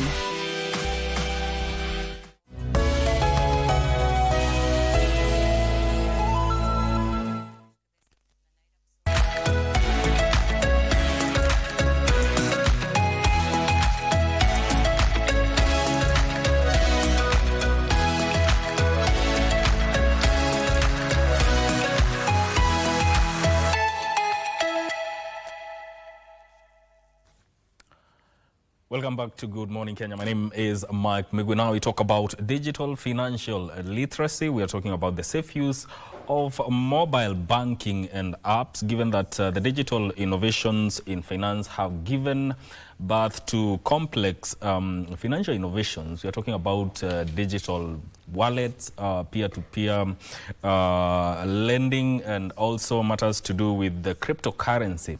But how safe are these apps and mobile banking? But even before we delve into that, we'll first look at how well the digital financial literacy has penetrated in the country. Fadil Abdurrahman Mohammed is a financial consultant and joins me in studio to talk about this. Welcome to the program. And thank you so much. How are you doing this morning? I'm doing fine. Thank you for hosting me. Yes. Let's first of all lay a good context when it comes to digital financial literacy. What is it and how well has it penetrated the country? That is a good question. And first of all, for me to elaborate more on digital financial literacy, simply it is how to use, understand, and enhance financial transaction digitally using digital platforms like M-Pesa, app loans, and others. Yeah, that is. Okay. When it comes to the state of digital financial literacy, we know when it comes to money matters, and given that now we are living in an advanced age where everything is happening on the digital front, how would you see, or what is the state of digital financial inclusion within the country? It is in 70% of our financial transactions in our country, Kenya, are done digitally. So we're in a good position. The competency rate is going up, and as the world enhances in digitally, Kenya is among the top digital users. There is a study which was done, I think last month, that Kenya is leading in using of ChatGPT. It is the top users after, and then China comes below. So that is a good indication that our financial literacy and our digital financial literacy is going up, and people are embracing it fully. Yeah. What do you think has contributed to this uprise? You're saying you've put it at 70%. What do you think is contributing to this? The most factor which contributes to that is that there is mass education about digital financial literacy. The technological era is here. Kenya is among the countries in Africa which has embraced the technology fully, and it is that's why even we have moved from the old 844 to CBC, whereby the main agenda is that people should start practicing this thing, and it should not be used as a theory only. It should be used physically. That's why we have enhanced computer labs. Most of these schools are embracing laptops. You see other generations, the generation, my generation and the generation behind us were not using laptops. They were not having laptops. They were not having TVs. All those things were rare. But nowadays we have phones, we have laptops, iPads, and everything. The 8-year-old child is his literacy in digital platforms is so high compared to an 8 years old maybe 20 years ago. So we are embracing that technology, and it is the future. Now, looking at digital financial literacy aspect, what do you think is the connection between it and the financial well-being? There is a great connection. Financial well-being is your health in terms of financially. How is your financial status and how is your financial things going? So if you are digital financial literacy, it's high, then your financial well-being is very high. You're able to use this thing to your advantage. Let's say the Nairobi Security Exchange. If you are literate in terms of digitally, in terms of doing your financials and everything, you can be able to sell and buy the stocks at the right time with the right prices to the right people. Then it means you have used digital financial literacy to enhance your well-being in terms of financially. If you don't have that particular knowledge and you're using your things manually, and everything you do, your businesses and all your transactions are being held manually, then there will be a lot of errors, there will be a lot of theft, there will be a lot of unauthorized transaction, which at the end will affect your financial well-being. I believe they go hand in hand. I believe they correlate fully. Yes. Yeah. Now, still on matters to do with the digital financial literacy, what would you say are the dimensions to it? Come again? The dimensions to financial literacy. How should anyone who is getting into this space now look at it? From what perspective? What is the best dimension? The best dimension is, first of all, you should educate yourself more on this digital financial literacy aspect. You should use it more oftenly. There is a lot of people whereby there is a lot of cases whereby there is a fraud. People are indulging more on cryptocurrencies and all these digital transaction apps. So you need to be literate. You need to know how is this thing affecting me? What are the risks that is concerned? Because you see these the cryptocurrencies and everything, they don't have consumer protection. And then there is this fake people in social media whereby they tell people, they show big cars and everything, and they tend to lure young people to these fishy scams whereby they tell you, this is what I'm getting, this is what I'm getting. I've just started recently, and they are mocking people who are going to 9-to-5 jobs. And then they want to take money, or their main business is to get money from these young people who don't have this digital financial literacy and education. So the main thing is that you should have a basic education. How is this thing going? You should do your own research before indulging in anything that is financially digital. Yeah. Does digital financial innovation enhance financial growth, especially when it comes to matters to transparency in how a person or a group of people who have come together use their money?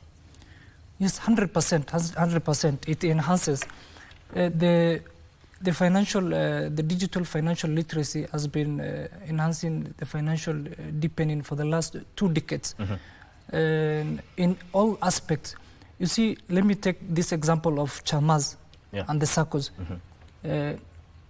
Earlier on, it was being done manually. You will see the treasurer is missing with some funds and everything. But now, it has become digitally. You can be able to see your savings, you can be able to transact, you can be able to get reports, how is it being done, if it is invested, how is it invested, which is invested is that. There is a lot of transparency in it.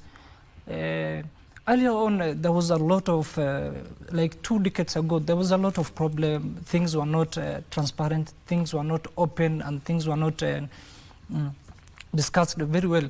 But now everything, every transaction, now I want to know how much I have in my bank, which I rarely do. Because for my own reasons, I don't really look at it. I can be able to know my balances. I can be able to send money to everyone I need to send money, rather than me going to bank, the brick and mortar branches and doing my own transaction. I can use my phone and can be able to see, I can be able even to download the statements so that I can see my transaction, whatever I've said, whatever I've said, and whatever I've received, whatever I've withdrawn, everything. So there is a lot of transparency which has come with the digital financial. Now, you've raised several issues of security when it comes to these online digital platforms that are being used in matters finance.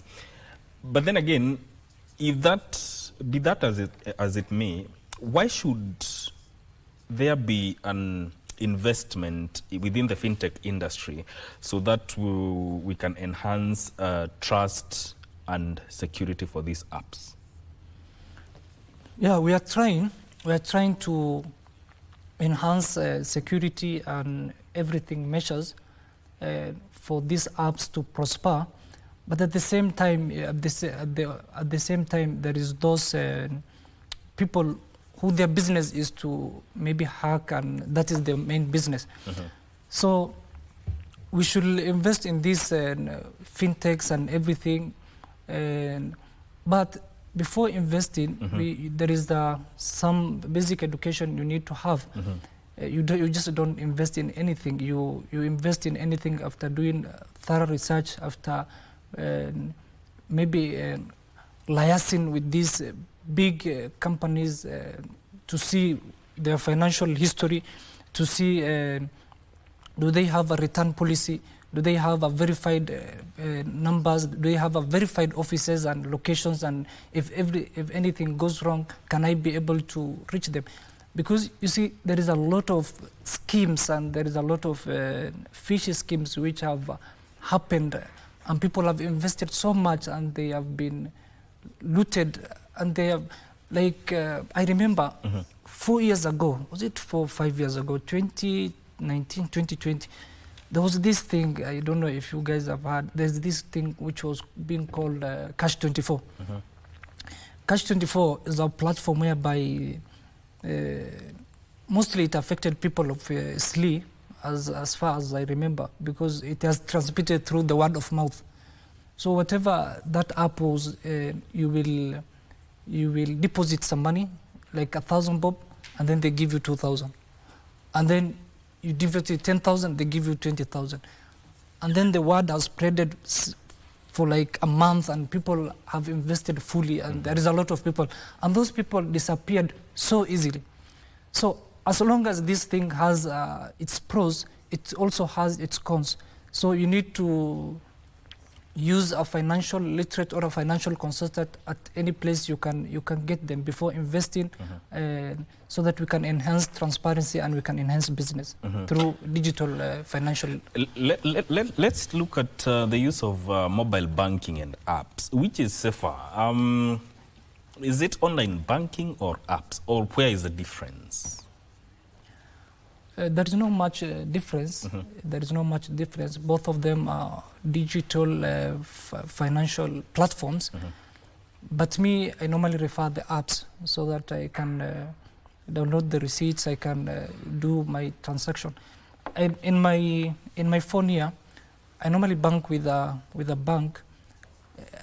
I've not went to the bank for the last 2 months because I'm using the app. I normally pay for my services. I withdraw that money to my M-Pesa and then use it. The last time I went to that bank was when I was renting somewhere, and someone told me, go and get a reference letter from the bank to show your financial well-being. That was the last time. But these apps have helped us a lot to ease traffic in the brick and mortar branches, whereby you don't need to go there to do this transaction. I think digital financial platforms, apps, and also the mobile banking and everything, I think they are game changer in this history, time now, and generation. They are playing very big in enhancing our economy in Kenya. The government is also keen on enhancing the what is called the digital superhighway. From your perspective, how do you see this impacting the digital financial literacy and penetration of the use of mobile banking and apps? Come again with the question. The government is very keen on enhancing the digital superhighway. And now you're talking about digital financial literacy. How do you see this digital superhighway influencing or impacting the aspect of digital financial literacy and the use of mobile banking and apps? The government of Kenya is trying a lot of means and ways to get the citizen being involved in all these financial literacy things. There is a partnership between the Central Bank of Kenya and the banks and the NGOs and these parastatals and everything to enhance people using their mobiles and their apps and platforms and everything to do business or to transact business with the government and everything. Let's say me now, I live in Syokimau. I came from Syokimau today in the morning. I have used my mobile banking. My ETC was low, and then I used 819 to deposit some money, and then it was easy for me to use the ETC to come here in time. So the government should also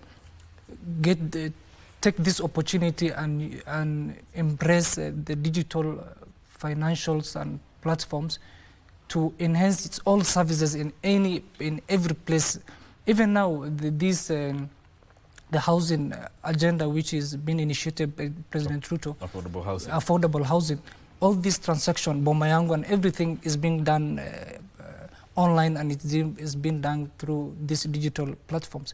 I think the government now is using this technology and these digital platforms fully, and the people are getting to embrace it, and these manual things are decreasing so much. You know, even as we talk about digital financial literacy, it's not a smooth sail. What would you say have been the major challenges that have faced digital financial literacy and its penetration within the country? That is a good question. First of all, it's the risk involved, the hackers and everything, and also people don't know these. They don't read, they don't understand, and they don't get maybe to read everything. Let's say, for an example, people just take loans from these big branches, Tala and everything, Okash and everything. They don't know the risk involved. They don't know that this particular money you are borrowing has some interest and penalties.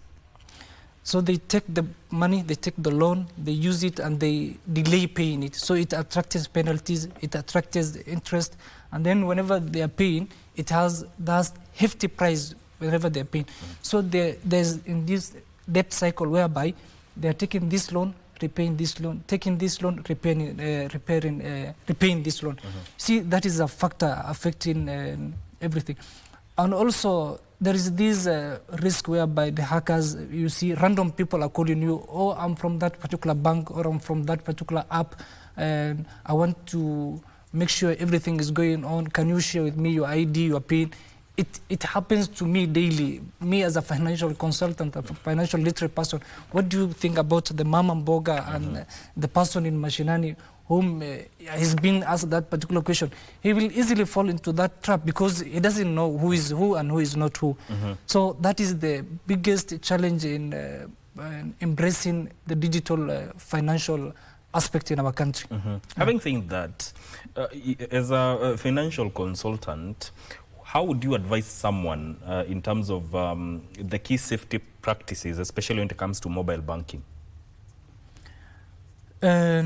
First of all, if I will divide the people, or I will take people into two different aspects. First of all, you're a beginner, and second, you're a person who is learned and knows these things. Let's say if you're a beginner, before you indulge in this thing, you go and seek maybe help from the customer and help desk of your bank, or maybe in any platform you are using.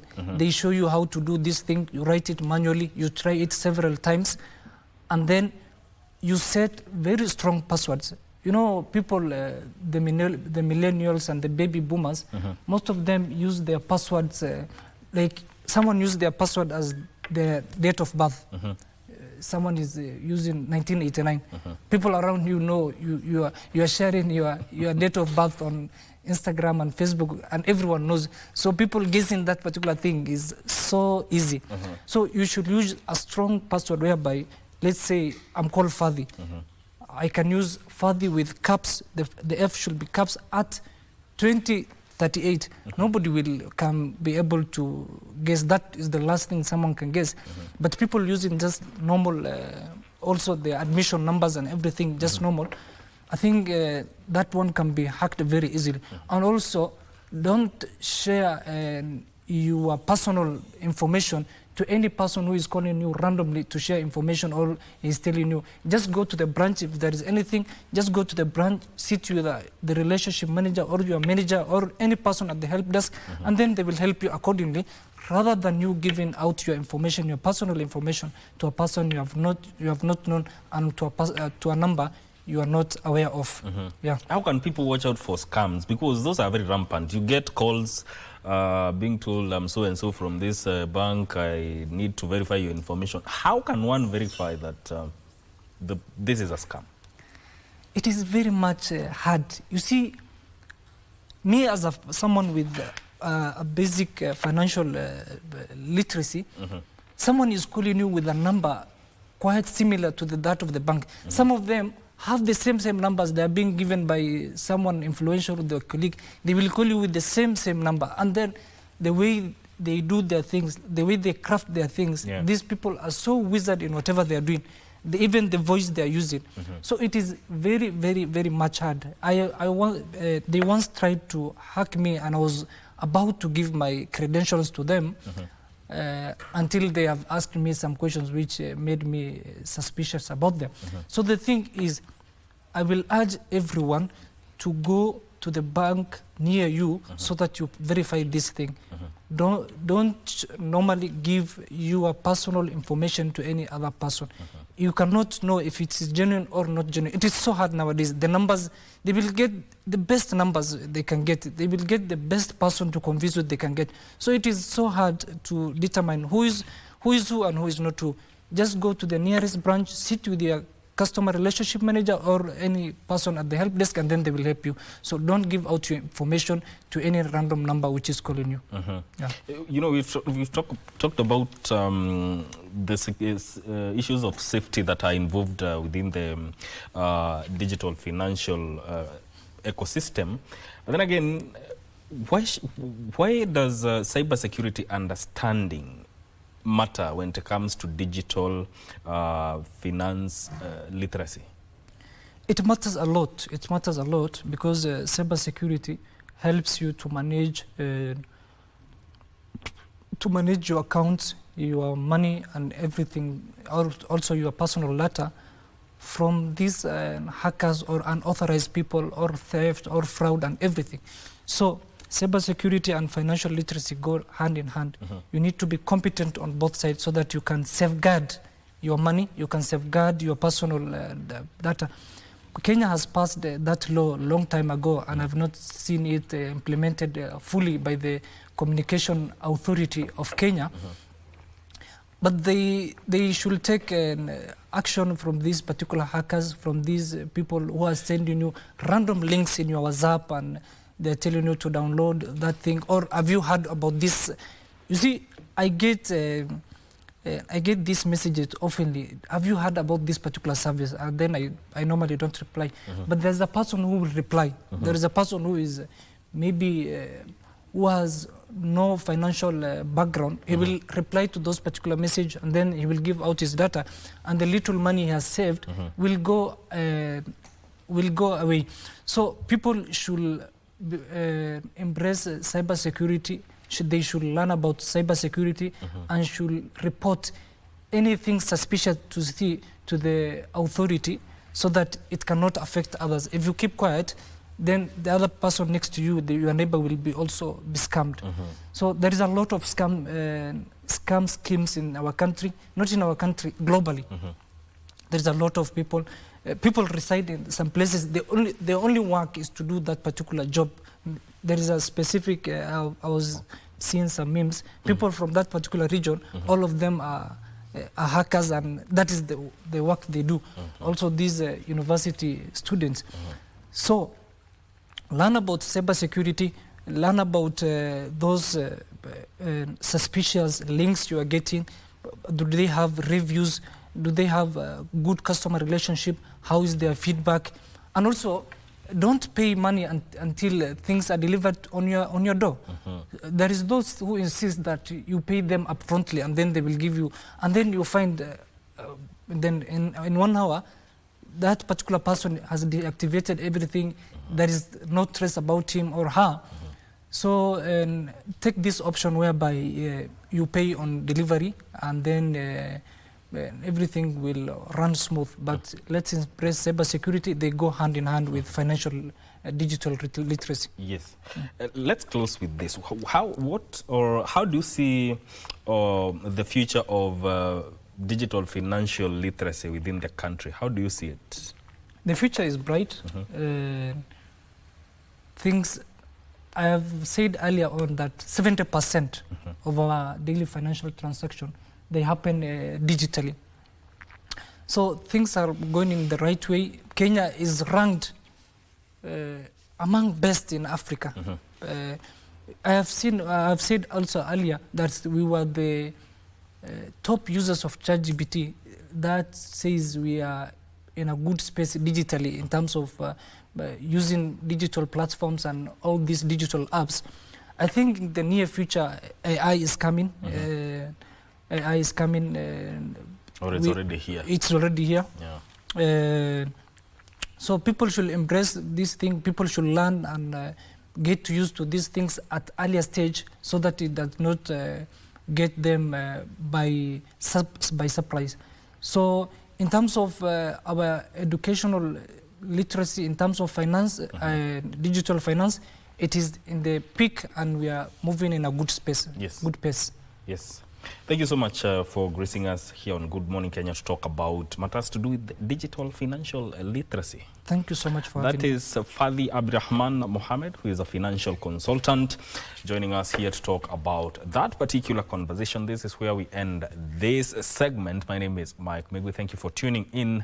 Vivian Ndegwa is up next with Women at the Forefront. Stay with us.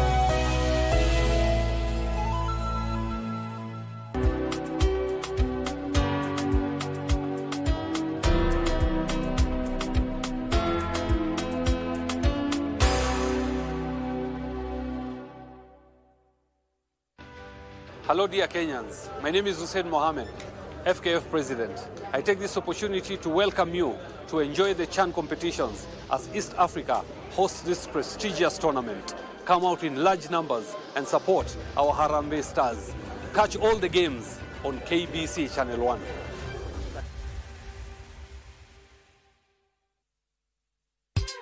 Tunatambulika kwa mandhari yetu ya kuvutia, tamaduni zetu, ukarimu wetu, vyakula vyetu, uchapakazi, na pia kwa sauti tofauti za watangazaji wetu waliobobea. Libengo niko hapa aka upcoming sponsor. Bila shaka hapa ni kama PDG, ma deep state pia vile cartels. Tunaenzi talanta za pwani, tunakuza talanta za hapa kwetu nyumbani. Tell a friend to tell a friend. Tuko mjengoni kama kawa na wanangu wengine wawili. Usikose kutegea 103.1 Pwani FM, station ambayo itakupa fursa ya kupata uhondo kamili wa pwani na kuleta Wakenya pamoja. Pwani FM, tafrija ya kipwani.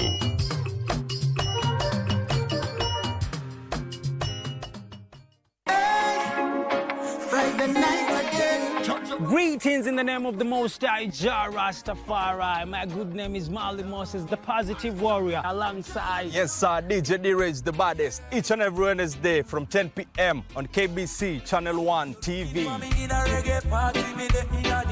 Tunakuletea the biggest reggae party in 254 in a yard extra. Extra niceness of reggae music. Extra dose of entertainment. When the thing is nice, we have to do it twice.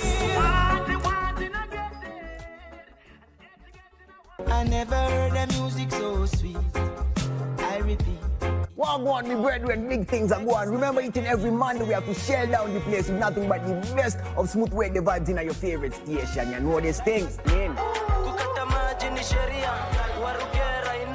Alafu kila Tuesday, kata simu tupo side, giving you Kenyan music from the 254.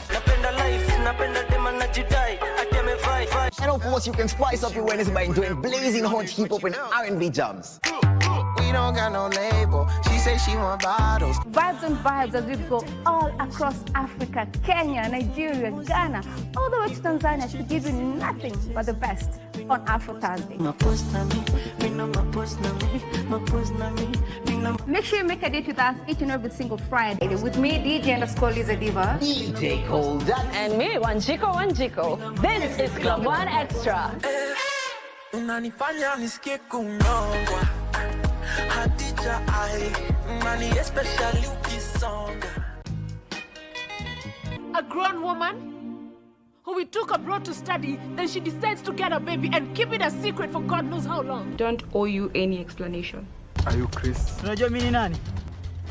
If you don't let me go right now, my friend, you are in trouble. You need to come back. I feel like something bad is gonna happen. Itisha alafu nilalishwe chini, wacha ikae. I want to go home. You don't get it. You don't get it. I don't trust her one bit. Lucky, right?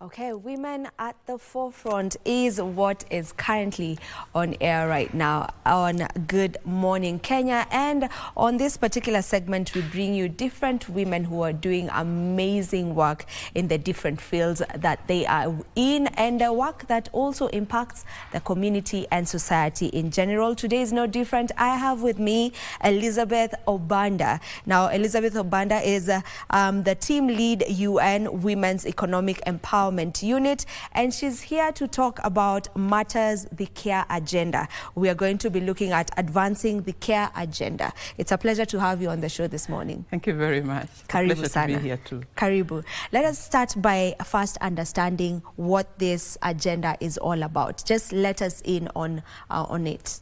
Thank you very much. And I think I have to start by saying it's a pleasure to be here this morning, but it's also a pleasure to work for UN Women.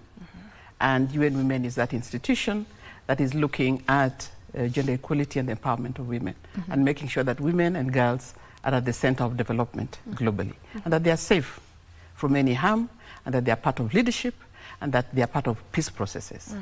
So then I lead women's economic empowerment work in Kenya at the Kenya Country Office, and as part of women's economic empowerment, we are looking at all sorts of agendas that might come in the way for women's economic empowerment, and that is where the care policy comes in.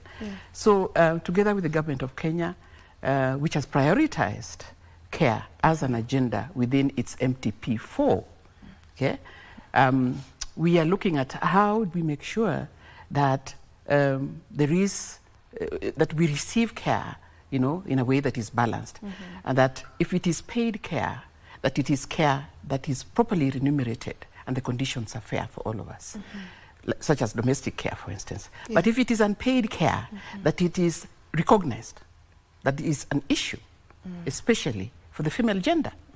Because there was a study that was done by Kenya National Bureau of Statistics, Time Use Survey, and the Time Use Survey indicated that women spend about 5 times more on unpaid care and domestic work. So do we recognize as a country that that is an issue? And how are we working towards reducing it? Okay? And how are we working towards redistributing it? Because we know our culture puts a woman within a certain space. You know, there are certain roles, gender roles, that she's supposed to do, and those gender roles tend to be a burden sometimes. So how are we recognizing that that's an issue and working towards redistributing it at the household level? And how are we rewarding those who are caregivers? Because even for you to come here this morning, somebody provided care. That might be your domestic help, but she provided care. How are we rewarding them and making sure that they are also receiving proper care or remuneration? And how are we representing?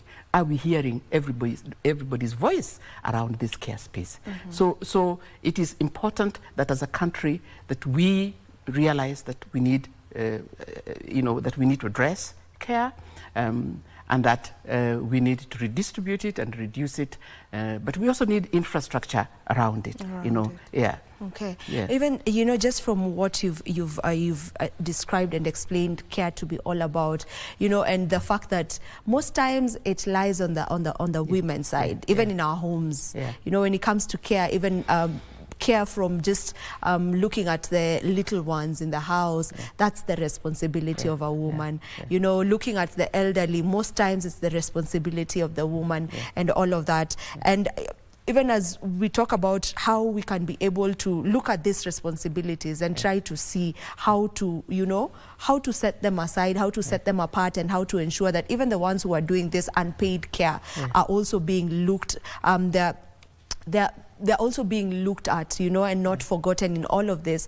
But then again, one would argue that this is just how things have been. This is our norm. It's the tradition. You know, the woman is a nurturer. You know, just how do we also try and just also do away with this perspective or the traditional part of it? So I think to go back to say that care is good for us. Okay, all of us, we receive care and we provide care in one way or another. And there are children who need care. Okay, in fact, we are told that children up to 13 years of old and older persons from 65 years and above are in particular need of care. There are about 20 million in Kenya that need care from all of us. But there are also persons with disabilities who need care. And there are persons with ill health who need care. So we are providing care, yes. And of course we live in a patriarchal society, and in this patriarchal society we have gender roles. We have roles that we feel that women need to play and roles that we feel that men need to play. However, the point we are making here is that studies are showing us that these responsibilities that we are placing on women are inordinately, you know, burdensome. They can be burdensome. That women can spend up to 5 times more time on unpaid care and domestic work. Yet these women also want to be part of the economic space, because we're talking about economic empowerment of Kenya. The contribution of everybody to the economy of Kenya, whether you're a woman or a man or a youth. What is your contribution to the economy of Kenya? How is, you know, some of these norms, you know, and traditions, how are they a barrier to your contribution to the economy of Kenya. Okay, so when you say, oh, it's a woman's responsibility to take care of a child, it is good. But what is the government's responsibility to make sure that there is infrastructure in place that can support the caring of that child, so that this woman has space for economic development, you know? If, for instance, we say it is a woman's role to go and collect water, okay, and she's walking 5 kilometers to go and collect water, depending on where you are. Not all of us live in the urban area where water runs through the tap. If I live in an area where I have to walk 5 kilometers to go and collect water, and you're saying it's my role to go and collect water, what is the role of government in making sure that that water system is close by, so that I can collect water 5 meters away, you know, rather than 5 kilometers away, so that I have room to do other things, to go to the market, to till my land, you know, to do other things that contribute to the economy or contribute to the welfare of my family. So yes, there are norms and traditions, but also there are responsibilities that the government has in terms of infrastructure. Okay, if for instance it's my responsibility as a woman, and we think, to go and collect firewood, and I have to walk 1 kilometer or 2 kilometers to collect firewood, what is the government's responsibility or private sector's responsibility to make sure that we have clean energy nearby, which is accessible, okay, so that I can have gas in my house to use, you know, so that I can spend that time to do other things for the welfare of my family, but also for the economy, you know, so that I can be part of the workplace, so that I can be part of business, so that I can contribute to the economy of this. Definitely this understand that. Yes. Now, this care policy that we are talking about today, where exactly is it? You know, is it already in place? You know, and who exactly were part of developing the policy? So right now, the care policy, the national care policy, is sitting with the cabinet secretary, gender.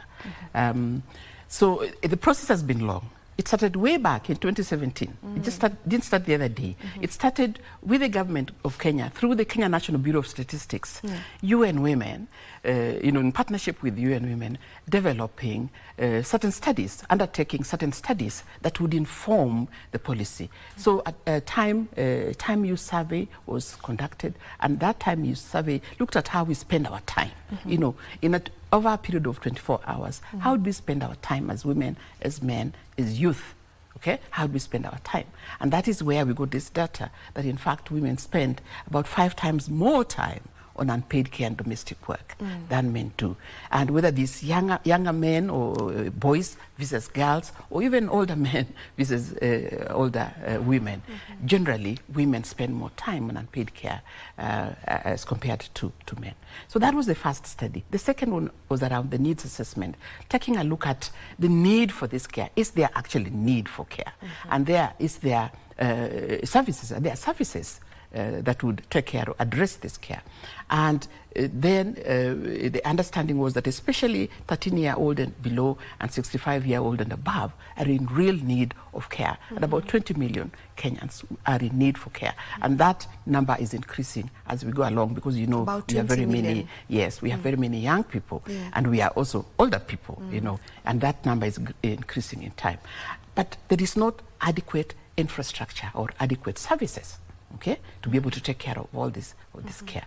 So that is where this came from. And then as a result of that, UN Women, this is also a global agenda for UN Women, by the way, the issue around care as an accelerator for development, for women's economic development. It's a global agenda. It is also an agenda for the government of Kenya. It is within the MTP4, you know, that we need to have a national care policy in place that brings together all these conversations around care. And so because of that, we got a consultant, and there's a national steering committee was put in place, led by the State Department for Gender. UN Women was part of it, civil society organizations, private sector, research institutes. All these institutions came together to say, you know, what should we do, you know, and how should we go about it? And so it's been a process that has been ongoing. We have drafts that were developed. It's been subjected to a lot of critique. There's been stakeholder meetings. So we had a draft which was submitted to a cabinet, but it was returned because I think we needed more involvement from the Labour, the Ministry of Labour. We also needed involvement from the Council of Governors, you know. So that has now been done.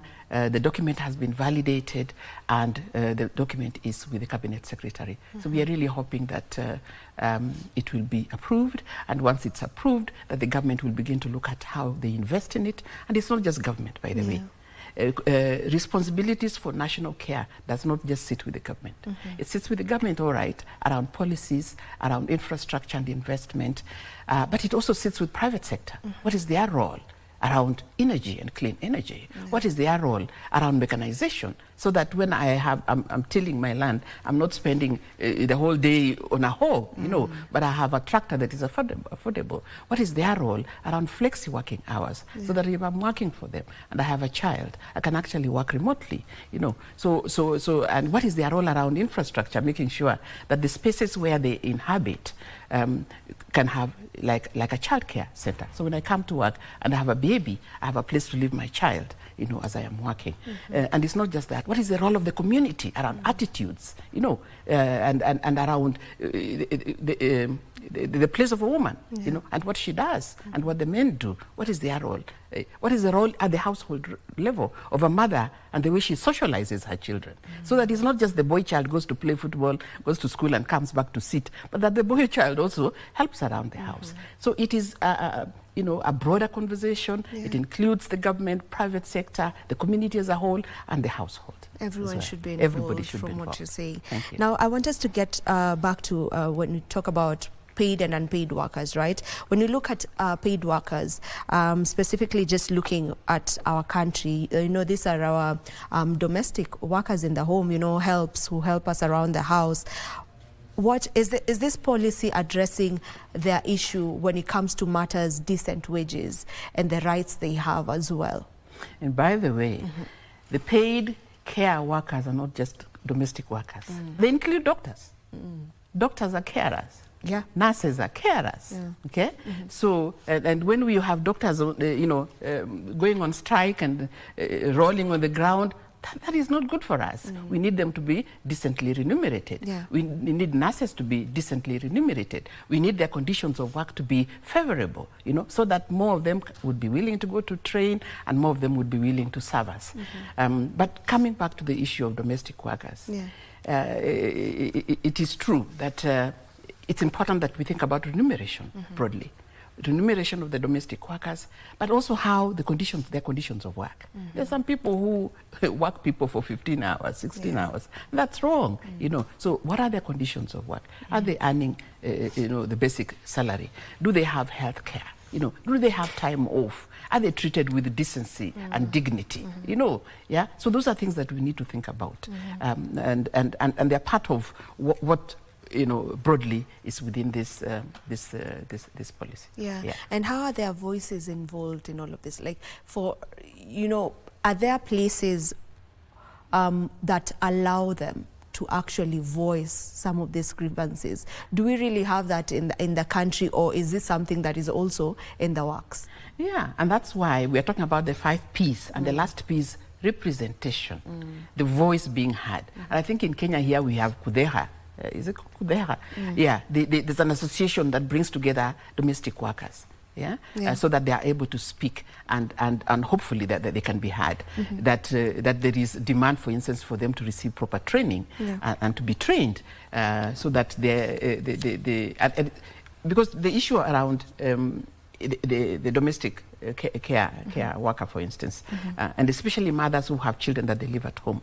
You know, it's a worry when you leave your child at home and you don't know whether you'll find your child well, in the sense that if something happens to that child, that this person that you've left at home has skills to be able to take care of that child, okay? Or is even aware of who to reach or how to reach these people. Are they empowered enough? You know, do they have skills, but do they also have a voice? Are they empowered enough to be able to take good care of the homestead? So I think that there are associations of domestic workers, and I think they try to speak up for domestic workers. But I think we could do better. Especially in terms of the way that they are treated, or you know, the basic salary that they receive, or even just being given time off, you know, general welfare. I think we could do better. What does equitable sharing of care look like, specifically within the homestead? Would you try and just paint that picture for us? How would that look like? I think that's a difficult question to answer. The reason why it's a difficult question to answer is because we are all doing different things. Okay? We are all doing different things. You might have assumed that husband and wife are farmers. Okay, so they wake up in the morning, and the woman most likely has prepared her children to go to school. Okay, and she has prepared maybe porridge for them to drink. Then they walk to the farm. I don't know what the man is doing during that time. Hopefully, he's milking the cow. Okay, yeah. So then they all go to the farm, and then they till the land. Most likely, the woman will come back home to go to the stream to collect water, to look for firewood, to collect vegetables, to cook the food and feed the family. I don't know what the man is doing meanwhile. Okay, yeah. And when the children come from school, to help. So I think what is important is that we are aware. Just like the Bible tells us that a woman is a man's help. We are aware that there are responsibilities across the board, and it is just fair that we all do what we need to do, okay, to support one another, okay, so that we don't have anybody in particular burdened. We don't have the men burdened, and we don't have the women burdened. But the tendency is that the women tend to be burdened. That is what the studies show us. That is what we know. We have grown up seeing it all around us. Yeah. So just making sure that the man is doing his bit and the woman is doing his bit, the children are doing their bit, and that we don't have any particular person who is breaking up because they are overburdened. There are communities where the woman will wake up and walk 10 kilometers, collect water, firewood, everything, and maybe the man is there with his tool and he's saying he's providing security. Okay. Is there a little more that he could do? Just being aware that as we all pull together, is actually good for the family. Yeah, because then it frees everybody's time to be able to do what they're supposed to do economically. All right, now what would you say are some of the barriers that have been in place, that have been standing, in the gap? What barriers are there, and how should we address them in the long run? I think the first barrier is the lack of policy. Okay, that yes, now through the Kenya National Bureau of Statistics, we have undertaken studies, we have the data. We know that particular genders are more burdened than other genders. We know that particular groups need care, and that is increasing with the time. We know that we don't have adequate infrastructure in place, okay? But we have not had a policy that brings together all these conversations and confirms the government's voice in terms of what the government wants to do around the national care policy, and whether that is around, for persons living with persons with disability, or it is around persons with ill health, or including issues to do with SHA, for instance, medical facilities. We just did not have a policy in place. So now we do have a policy, which we are hoping that will be approved. Okay, but having done that, one of the barriers, of course, is investment. Are we actually investing in this care infrastructure? Okay, the Breastfeeding Act 2024 speaks about workplace and making sure that at the workplace there are facilities, the creches, for mothers who have children or who are lactating. Okay, do we have that? Is every workplace investing adequately? We have a long way to go. So investing in this infrastructure is important. Making sure that we have flexi policies. I know we learned that during COVID. We learned that people can actually work from home. So we learned that. And right now, there are organizations that have flexi working hours. There's some organizations that don't have. Okay, so even when you're sick, you're forced to go to work. Some of them, even when you have a young child and your help has disappeared, you're still forced to go to work. So flexi working hours to allow you, if you're not well, or if you're, to be able to work. And sometimes some of us come from very far away to work, maybe to be able to work from home, or to start work late and end late. So investment in policy, as I said, investment in this infrastructure, but also our attitudes, and the place of a woman and the place of a man, and therefore who does what within the homestead can also be a barrier to making sure that we actualize. So I think there are many things, and even who feels that they have responsibility in this agenda, and we said government has responsibility, private sector has a responsibility, civil society and community generally has a responsibility, but also at homestead level, we all have responsibility, including the way we socialize our children as they're growing up. Yeah. Are we able to measure, are there mechanisms that get to measure the unpaid time? I think that is part of what the Kenya National Bureau of Statistics is working towards doing right now. Yeah, to measure. I think we are told that the care sector contributes about 6.8% to the economy of Kenya. Okay, so I think they are working towards trying to value unpaid care and to say how much would that be exactly, and how much does it contribute to the government of Kenya. I think that is something that they're working on.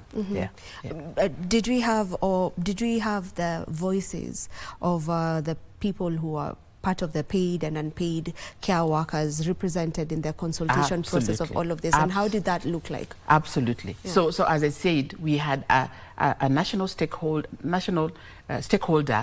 committee put in place, and a technical working group put in place, and that national stakeholder committee, mooted by the State Department for Gender, brought together not only government ministries, relevant government ministries, including Council of Governors, but also the development organizations, including the UN Women, civil society organizations, the Oxfams of this world, research institutes, academia, University of Nairobi, WeHub was part of it, Kenyatta University, WeHub, Women's Economic Empowerment Hub was part of it, and as I said, the civil society, but also associations, of workers were also part of it. Yeah, so the caregivers were represented by these associations. You have the likes of Kidogo, mamapreneurs, who are also part of it. So it was a coming together of as many different groups as possible, including those persons with a disability. They were also represented. So the idea is, you cannot speak for me because you don't know what I'm going through. So all these people were there represented, speaking up and saying, no, we don't think that is true representation of who we are and what we need. Yeah, so that did happen. We've had a lot of meetings. I think we have had a lot of interaction with that document. To be honest, I think that document is representative of the different diverse persons. All right. As we get to wind up on this conversation, maybe just what are we looking at moving forward? Yeah, so as I said, we have a draft policy in place. It is sitting with the Cabinet Secretary. We are hoping that it will go into Cabinet and that it will be approved.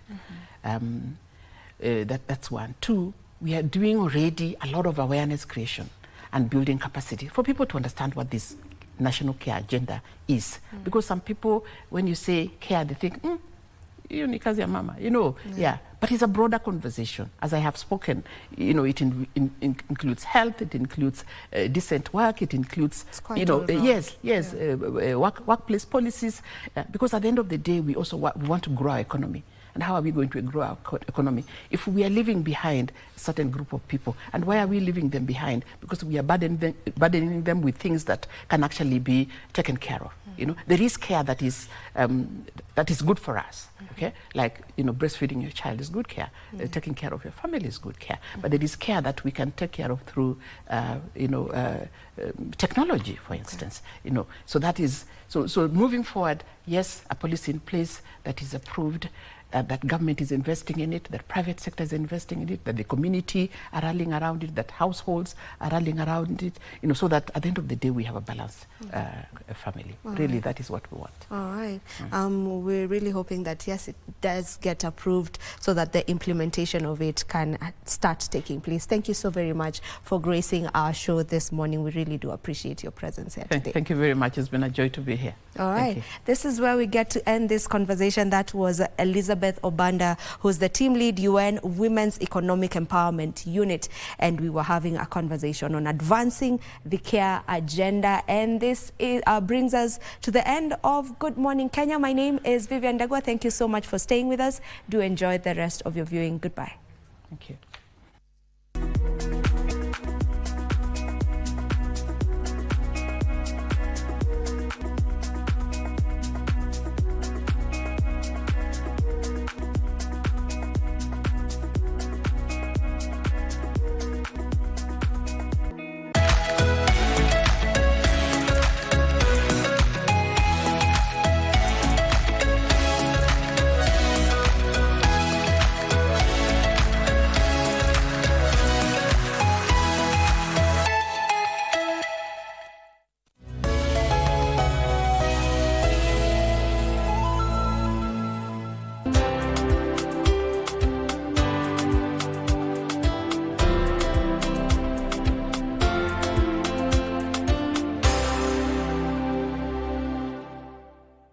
say the art without art would just be, get it? We circumnavigate the globe and traverse the local scene to bring you art and culture at their very best.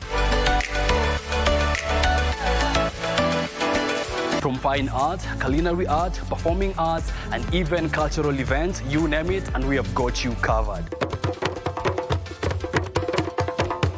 My name is Kevin Kasioki, and I will be serving you this and much, much more each and every Friday at 8 p.m. only on KBC Channel 1.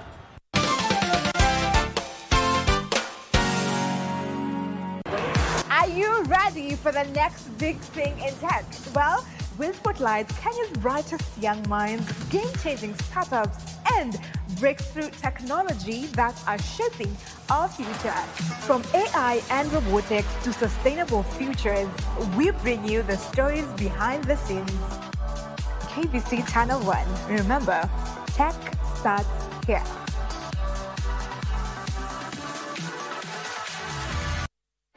The world of governance is vast and can be alien to the ordinary man on the street. Critical issues are going to be discussed. From white papers to policy positions, it is easier to get lost in the labyrinth of words. Inside Government takes you to key global metropolis where critical decisions are made and where policies are crafted. We interview policymakers and senior government officials